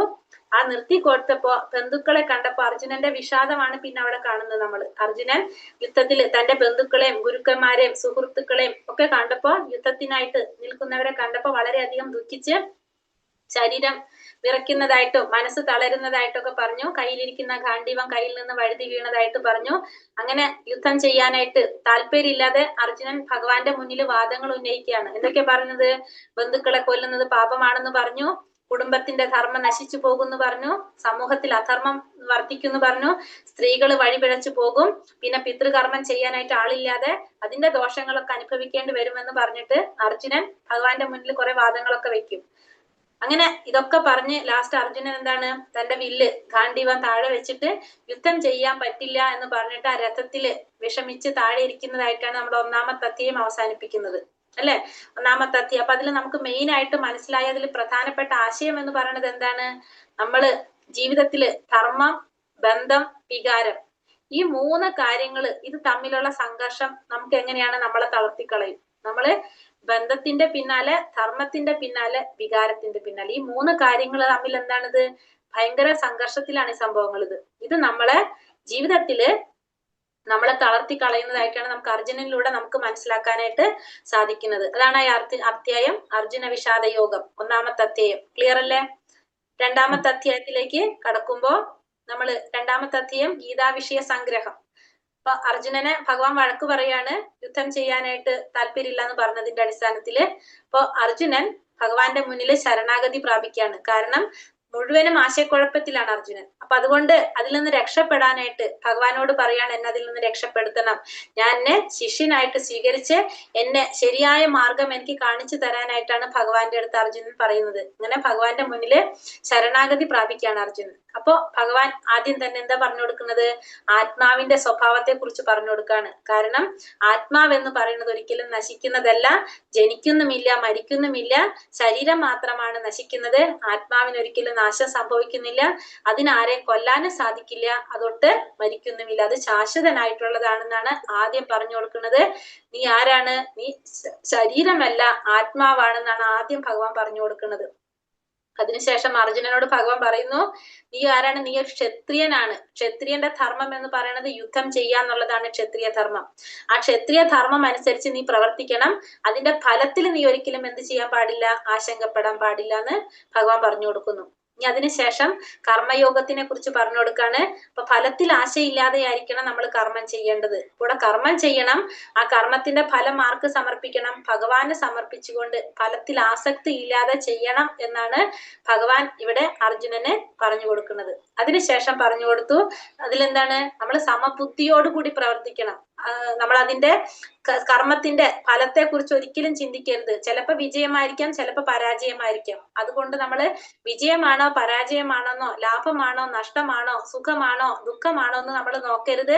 സമമായിട്ട് കാണണം. എന്ത് വന്നാലും നമ്മൾ അതിനെ ഒരേപോലെ നേരിടാനായിട്ട് നമുക്ക് സാധിക്കണം. സമബുദ്ധിയോടെ ആയിരിക്കണം നമ്മൾ ഇതിനെ കൈകാര്യം ചെയ്യേണ്ടത് എന്നുള്ളത് ഭഗവാൻ പറഞ്ഞു കൊടുക്കുകയാണ്. അങ്ങനെ ചെയ്യുകയാണെങ്കിൽ നമ്മൾ ആരാകും? സ്ഥിതപ്രജ്ഞനാകുന്നു ഭഗവാൻ പറഞ്ഞു. കാരണം നമുക്ക് നമ്മുടെ ഇന്ദ്രിയങ്ങളെ നിയന്ത്രിക്കാൻ സാധിക്കുന്നു. ആഗ്രഹങ്ങളൊന്നും നമുക്ക് ഉണ്ടാവുന്നില്ല. കാരണം അത് നേടണം അല്ലെങ്കിൽ നമുക്ക് കളയണം എന്നുള്ളൊരു വിചാരം നമുക്കില്ല. അതുകൊണ്ട് ആഗ്രഹങ്ങളില്ല. സന്തോഷം വന്നാലും ദുഃഖം വന്നാലും നമുക്ക് പ്രയാസങ്ങളില്ല. മനസ്സ് ശാന്തമായിരിക്കും. അങ്ങനെയുള്ള ഒരു വ്യക്തിയാകും ആര്? സ്ഥിതപ്രജ്ഞൻ. അപ്പൊ അങ്ങനെ എത്താൻ വേണ്ടിയിട്ടുള്ള കാര്യങ്ങളാണ് 2ാമത്തെ അധ്യായത്തിലെ ലാസ്റ്റ് സ്ഥിതപ്രജ്ഞനിലൂടെയാണ് നമ്മൾ ആ അധ്യായം അവസാനിപ്പിക്കുന്നത്. അതിൽ പ്രധാനമായിട്ട് പറഞ്ഞു കൊടുത്തത് എന്താണ്? ആത്മാവ്, ശരീരം എന്ന് പറഞ്ഞാല് നമ്മൾ ആരാണ്? നമ്മൾ ശരീരമല്ല, ആത്മാവാണ്. മാത്രമല്ല നമ്മൾ എന്ത് ചെയ്യണം? കർമ്മം ചെയ്യണം. ഫലം ആഗ്രഹിക്കാതെ കർമ്മം ചെയ്യണം. സമബുദ്ധിയോട് കൂടി നമ്മള് നോക്കണം. എല്ലാ കാര്യങ്ങളും സമഭാവനയോടെ നോക്കി പോകണം എന്നാണ് ഇതിൽ പറഞ്ഞിരിക്കുന്നത്. അപ്പൊ സ്ഥിതപ്രജ്ഞനായിട്ടിരിക്കാനായിട്ട് സാധിക്കുമെന്ന് 2ാമത്തെ അധ്യായത്തിൽ ഭഗവാൻ പറഞ്ഞു കൊടുത്തു. അത് കഴിഞ്ഞ് 3ാമത്തെ അധ്യായത്തിലേക്ക് കടന്നപ്പോഴോ, 3ാമത്തെ അധ്യായം കർമ്മയോഗം. കർമ്മം ചെയ്യണം. അവിടെ എന്താണ് ചെയ്യേണ്ടത്? കർമ്മത്തിൽ നിന്ന് ഒഴിവാവാൻ നമുക്ക് ഒരിക്കലും സാധിക്കില്ല. അർജുനൻ ചോദിക്കുന്നുണ്ട് അല്ലെ? അപ്പൊ ഭഗവാൻ പറയുന്നത്, കർമ്മത്തിൽ നിന്ന് നമുക്ക് ഒരിക്കലും മാറി നിൽക്കാൻ സാധിക്കില്ല. ഒരാൾക്കും ഒരു നിമിഷം പോലും കർമ്മം ചെയ്യാതിരിക്കാൻ സാധിക്കില്ല. അപ്പൊ അതുകൊണ്ട് കർമ്മം നമ്മൾ ചെയ്യണം. കാരണം നമ്മള് പ്രകൃതിയുടെ ഗുണങ്ങൾ നമ്മളെ കൊണ്ട് എന്ത് ചെയ്യിപ്പിക്കും? അത് ചെയ്യിപ്പിച്ചുകൊണ്ടിരിക്കും. ത്രിഗുണങ്ങള് നമ്മളെ കൊണ്ട് അത് ചെയ്തുകൊണ്ടിരിക്കും. അതുകൊണ്ട് കർമ്മത്തിൽ നിന്ന് ഒഴിവാകാന്ന് പറയുന്നത് ശരിയായ കാര്യമല്ല. നമുക്ക് കർമ്മം ചെയ്തേ പറ്റൂ. പക്ഷെ ആ കർമ്മം എങ്ങനെ ചെയ്യണം? ഫലം ആഗ്രഹിക്കാതെയായിരിക്കണം നമ്മൾ കർമ്മം ചെയ്യേണ്ടത്. ഭഗവാന്റെ സന്തോഷത്തിനായിട്ട് പ്രവർത്തിക്കുക. അതിൽ നമ്മൾ സ്വാർത്ഥത ഒഴിവാക്കുക. നമ്മൾ ചെയ്തു എന്നുള്ളൊരു സ്വാർത്ഥത ഇല്ലാതെ ഭഗവാന് വേണ്ടി സമർപ്പിച്ചുകൊണ്ട് എന്ത് ചെയ്യണം? കർമ്മം ചെയ്യണം എന്ന് ഭഗവാൻ പറഞ്ഞു തന്നു. പിന്നെ യജ്ഞത്തെ കുറിച്ച് പറഞ്ഞു. കാരണം സൃഷ്ടിയുടെ തുടക്കം മുതൽ തന്നെ എന്തുണ്ട്? യജ്ഞത്തിന്റെ സംവിധാനങ്ങൾ ഉണ്ടാക്കിയിട്ടുണ്ട്. കാരണം നമുക്കറിയാം ഭഗവാൻ ആദ്യം ഈ വേദങ്ങൾ ആർക്കാ പറഞ്ഞു കൊടുക്കുന്നത്? ബ്രഹ്മാവിനാണ് പറഞ്ഞു കൊടുക്കുന്നത്. ബ്രഹ്മാവിലൂടെ നാരദ മഹർഷി, വ്യാസ മഹർഷി, അങ്ങനെയാണ് നമുക്ക് ഈ വേദങ്ങൾ കിട്ടിയിരിക്കുന്നത്. അപ്പൊ ഈ വേദങ്ങളില് ഓരോരുത്തർക്കും ചെയ്യേണ്ട കർമ്മങ്ങളെ കുറിച്ച് പറയുന്നുണ്ട്. അപ്പൊ തുടക്കം മുതൽ തന്നെ എന്തുണ്ട്? ഈ യജ്ഞങ്ങളെ കുറിച്ച് പറയുന്നുണ്ട്. അപ്പൊ യജ്ഞം ഇല്ലാതെ ജീവിക്കുന്നവരാരാണ്? പാപം നിറഞ്ഞ ജീവിതമാണ് കൈക്കൊള്ളുന്നതെന്ന് ഭഗവാൻ പറഞ്ഞു തന്നു. അപ്പൊ എല്ലാ യജ്ഞങ്ങളും നമ്മൾ അനുഷ്ഠിക്കണം. ഓരോ യുഗത്തിലും പറഞ്ഞിരിക്കുന്ന യജ്ഞം കൃത്യമായിട്ട് നമ്മൾ ചെയ്യണം. യജ്ഞങ്ങൾ ചെയ്യാതെ നമ്മൾ ജീവിച്ചു കഴിഞ്ഞാൽ നമ്മൾ പാപജീവിതമാണ് ചെയ്യുന്നതെന്ന് പറഞ്ഞു. ഭഗവാന് സമർപ്പിച്ചുകൊണ്ടായിരിക്കും എല്ലാം ചെയ്യേണ്ടത്. ഇപ്പൊ യജ്ഞം എന്ന് പറഞ്ഞാൽ ഭഗവാനാണെന്നും പറഞ്ഞു തന്നു. അത് നമ്മൾ ചെയ്യണമെന്നും പറഞ്ഞു. കാരണം അങ്ങനെ ചെയ്താലാണ് നമ്മൾ എന്ത് ചെയ്യുന്നത്? ശരിയായ രീതിയിലുള്ള ജീവിതം നയിക്കുന്നത്. അങ്ങനെ ഭഗവാൻ എന്ത് പറഞ്ഞു? ലോകത്തിന് മാതൃകയാണ്. നമ്മൾ ഓരോ പ്രവർത്തികൾ ചെയ്തുകൊണ്ട് ലോകത്തിന് മാതൃകയാകണം എന്നാണ് ഇവിടെ ആര് പറയുന്നത്? ഭഗവാൻ അർജുനനോട് പറഞ്ഞു കൊടുക്കുന്നത്. അപ്പൊ അർജുനൻ ആരാണ്? ഒരു ക്ഷത്രിയനാണ്. ക്ഷത്രിയന്റെ ധർമ്മം യുദ്ധം ചെയ്യുക എന്നുള്ളതാണ്. അപ്പൊ അർജുനോട് പറയാണ്, നിന്റെ ധർമ്മം യുദ്ധം ചെയ്യുക എന്നുള്ളതാണ്. അപ്പൊ നീ എന്ത് ചെയ്യണം? യുദ്ധം ചെയ്യണം. കാരണം മഹാത്മാർ എന്ത് ചെയ്താലും എന്താണത്? മറ്റുള്ളവർ അതിനെ പിന്തുടരും. അതുകൊണ്ട് നീ നിനക്ക് പറഞ്ഞിട്ടുള്ള കർമ്മം നീ അനുഷ്ഠിച്ചേ പറ്റൂ. നിന്റെ ഉത്തരവാദിത്വത്തോടു കൂടി നീ പ്രവർത്തിക്കണം. അതിൽ നിന്ന് മാറി നിൽക്കാൻ നിനക്ക് സാധിക്കില്ല. കാരണം എന്ത് ചെയ്താലും അത് മറ്റുള്ളവർ അതിനെ അനുകരിക്കാൻ ശ്രമിക്കും. ജനകനെ ഉദാഹരണം പറഞ്ഞു, ഭഗവാനെ തന്നെ ഭഗവാൻ ഉദാഹരണം പറഞ്ഞു. കാരണം ഭഗവാന് ചെയ്യേണ്ടതായിട്ട് ഒന്നുമില്ല. പക്ഷെ എന്നിട്ടും ഭഗവാൻ എന്താണ്? വിധിക്കപ്പെട്ട കർമ്മങ്ങളൊക്കെ ചെയ്തു പോകുന്നു. കാരണം എന്താണ്? മറ്റുള്ളവര് അനുകരിക്കും. അത് എങ്ങനെയാണ് നമ്മൾ ചെയ്യുന്നത്? അത് മറ്റുള്ളവർ അനുകരിക്കും. അപ്പൊ അതുകൊണ്ട് നമ്മൾ വിധിക്കപ്പെട്ട കർമ്മങ്ങൾ നമ്മൾ ഓരോരുത്തരും ചെയ്യേണ്ടതാണ്. അത് പക്ഷെ എങ്ങനെ ചെയ്യണം? ആസക്തി ഇല്ലാതെ, ഫലം ആഗ്രഹിക്കാതെ നമ്മൾ ചെയ്യണം. ഫലത്തിൽ ഒരിക്കലും ആസക്തി ഉണ്ടാവാൻ പാടില്ല. ഞാൻ അത് ചെയ്തു എന്നുള്ള ഒരു അഹങ്കാരം ഇല്ലാതെ ആയിരിക്കണം നമ്മൾ പ്രവർത്തിക്കേണ്ടത്. എല്ലാം പ്രവർത്തിപ്പിക്കുന്നത് ആരാണ്? ത്രിഗുണങ്ങളാണെന്നുള്ളൊരു ബോധം നമുക്ക് ഉണ്ടാവണം. അങ്ങനെ ചെയ്യണമെന്ന് ഭഗവാൻ പറഞ്ഞു. അപ്പൊ അങ്ങനെ നമുക്ക് ചെയ്യുമ്പോൾ അർജുനൻ ചോദിക്കുന്നുണ്ടല്ലേ, നമുക്ക് ഇഷ്ടമില്ലെങ്കിൽ പോലും അവിടെ കർമ്മം ചെയ്യേണ്ടതായിട്ട് വരുന്നുണ്ട്. എന്തുകൊണ്ടാണെന്ന്. അപ്പൊ ഭഗവാൻ അതിന് പറഞ്ഞു, നമ്മളെ കൊണ്ട് അത് ചെയ്യിപ്പിക്കുന്ന എന്താണ്? നമ്മുടെ ഉള്ളിൽ ആഗ്രഹങ്ങൾ, കാമമാണ് നമ്മളെ കൊണ്ട് അത് പ്രേരിപ്പിക്കുന്നതെന്ന് ഭഗവാൻ പറഞ്ഞു തന്നു. അപ്പൊ അത് എന്താണ് ഈ കാമം? നമ്മുടെ ശരിയായ അറിവിനെ, ആ ജ്ഞാനത്തെ മറച്ചു കളയാണ് കാമം എന്ന് പറഞ്ഞു. അപ്പൊ നമ്മളത് എന്തിലേക്ക് നയിക്കും? കോപത്തിലേക്ക് നയിക്കും. അപ്പൊ നമ്മൾ എന്ത് ചെയ്യണം? ഭഗവാനെ കുറിച്ചുള്ള ഒരു ജ്ഞാനം നമ്മൾ നേടി നമുക്കത് നമ്മുടെ ഇന്ദ്രിയങ്ങളെ നിയന്ത്രിക്കാനായിട്ട് നമുക്ക് സാധിക്കണം. അതായത് കൃഷ്ണാവബോധത്തിലേക്ക് നമുക്ക് തിരിച്ചുവിട്ട് ആ ജ്ഞാനത്തെ മറച്ചു വെച്ചിരിക്കുന്ന അജ്ഞാനത്തെ ഇല്ലാതാക്കണം എന്നാണ് ഭഗവാൻ 3-ാമത്തെ അധ്യായത്തില് നമുക്ക് പറഞ്ഞു തരുന്നത്. അപ്പൊ നമ്മൾ അവിടെ 3-ാമത്തെ അധ്യായത്തിൽ കർമ്മം നമുക്ക് ഒരിക്കലും ഒഴിവാക്കാൻ സാധിക്കില്ല. കർമ്മം നമ്മൾ ചെയ്തേ പറ്റൂ. പക്ഷെ നമ്മൾ എന്ത് ചെയ്യണം? അതിന്റെ ഫലം ആഗ്രഹിക്കാതെ ഭഗവാനെ സമർപ്പിച്ചുകൊണ്ട് കർമ്മം ചെയ്യാൻ ഈ കാമത്തെ നമ്മൾ മുരടിപ്പിക്കാൻ ശ്രമിക്കുക. ഭഗവാൻ സമർപ്പിച്ചുകൊണ്ട് കൃഷ്ണാവബോധത്തിൽ പ്രവർത്തിച്ചാൽ നമുക്ക് എന്ത് സാധിക്കും? ഇതിനെ നമുക്ക് ഇല്ലാതാക്കാനായിട്ട് സാധിക്കും. ഇന്ദ്രിയങ്ങളെ നിയന്ത്രിക്കാനും സാധിക്കുന്നതാണ് ഇപ്പൊ 3-ാമത്തെ അധ്യായത്തിൽ നമുക്ക് പറഞ്ഞു തരുന്നത്. കഴിഞ്ഞ 4-ാമത്തെ അധ്യായത്തിൽ എത്തിയപ്പോ എന്താണ്? അതീന്ദ്രിയ ജ്ഞാനം. ഭഗവാനെ കുറിച്ചുള്ള അറിവാണ് എന്തിൽ കൊടുക്കുന്നത്? ദിവ്യമായിട്ടുള്ള ജ്ഞാനത്തെ കുറിച്ച് ഭഗവാൻ പറഞ്ഞു തരാണ്. അപ്പൊ ആദ്യം തന്നെ പറഞ്ഞു വിവസ്വാൻ അല്ലെ. ഭഗവാൻ ആദ്യം പറഞ്ഞു കൊടുക്കുന്നത് സൂര്യദേവനായ വിവസ്വാനാണ് ഇത് പറഞ്ഞു കൊടുക്കുന്നത്. അത് പിന്നെ അത് രാജർഷികൾ അതെന്ത് ചെയ്തു? രാജർഷികളിലൂടെ അത് വഴിമാറി നമുക്ക് കിട്ടി.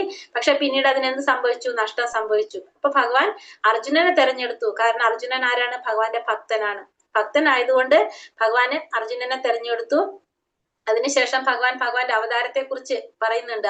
അവതാര രഹസ്യം പറഞ്ഞു. എപ്പോഴാണോ ധർമ്മത്തിന് ക്ഷയം സംഭവിക്കുന്നത്, അധർമ്മം തഴച്ചു വളരുന്നത്, പിന്നെ ഭക്തന്മാരെ സംരക്ഷിക്കാനായിട്ട് ഭഗവാൻ, ദുഷ്കൃതികളെ നിഗ്രഹിക്കാനായിട്ട് ഭഗവാൻ എന്ത് ചെയ്യും?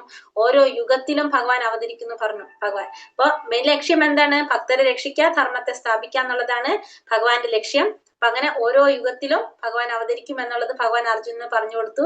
പിന്നെ ഭഗവാൻ എന്ന് പറയുന്നുണ്ട്, നമ്മൾ കർമ്മം ചെയ്യണം, ഭഗവാനെ കുറിച്ചുള്ള അറിവ് നേടി നമ്മൾ എന്ത് ചെയ്യണം? പ്രവർത്തിക്കണം. അപ്പൊ എന്താണ്? അങ്ങനെ ചെയ്തു കഴിഞ്ഞാൽ, ഭഗവാനെ കുറിച്ചുള്ള ജ്ഞാനം നേടി ഭഗവാന് വേണ്ടി കർമ്മം ചെയ്തു കഴിഞ്ഞാൽ നമുക്ക് ഒരിക്കലും എന്ത് ഏൽക്കേണ്ടി വരില്ല? പാപം ഏൽക്കേണ്ടി വരില്ല. അതിന്റെ ഫലങ്ങൾ നമ്മൾ അനുഭവിക്കേണ്ടി വരില്ല. അങ്ങനെ നമുക്ക് എന്ത് സാധിക്കും? നമ്മുടെ ഉള്ളിലെ അജ്ഞാനത്തെ മാറ്റി ജ്ഞാനം അവിടെ കൊണ്ടുവരാനായിട്ട് സാധിക്കും. കാരണം അജ്ഞാനമെല്ലാം നശിപ്പിക്കുന്നതാണ്. ആ ഇരുട്ട് മാറ്റി നമുക്ക് അവിടെ വെളിച്ചം കൊണ്ടുവരാനായിട്ട് സാധിക്കുന്നു ഭഗവാൻ പറഞ്ഞു. അതിനു വേണ്ടിയിട്ട് നമുക്ക് അവിടെ 4-ാമത്തെ അധ്യായത്തിൽ ആരെ കുറിച്ച് പറഞ്ഞു? ഗുരുവിനെ കുറിച്ച് പറഞ്ഞു. ഒരു ഗുരുവിന്റെ ആവശ്യകതയെ കുറിച്ച് പറഞ്ഞു. എങ്ങനെയുള്ള വ്യക്തിയാണ്? ആത്മസാക്ഷാത്കാരം നേടിയ ഒരു വ്യക്തിയാണ് ഗുരു എന്ന് പറഞ്ഞു. ആ വ്യക്തി സത്യം കണ്ടറിഞ്ഞ വ്യക്തിയായിരിക്കും. ആ ഗുരുവിൽ നിന്ന് നമ്മൾ എന്ത് ചെയ്യണം? ആത്മീയ ജ്ഞാനം നേടണം എന്നുള്ളത് പറഞ്ഞു തന്നു. അതെങ്ങനെ ചോദിക്കണം? വിനയത്തോടെ, സേവന ഭാവത്തോടെ ആയിരിക്കണം നമ്മൾ എന്ത് ചെയ്യേണ്ടത്? ആ ഗുരുവിൽ നിന്ന് ജ്ഞാനം നേടേണ്ടതെന്നും ഭഗവാൻ പറഞ്ഞു തന്നു. അപ്പൊ ഈ അധ്യായത്തിൽ മെയിൻ ആയിട്ട് ഭഗവാൻ അവതരിക്കുന്നതിനെ കുറിച്ച് പറഞ്ഞു തന്നു.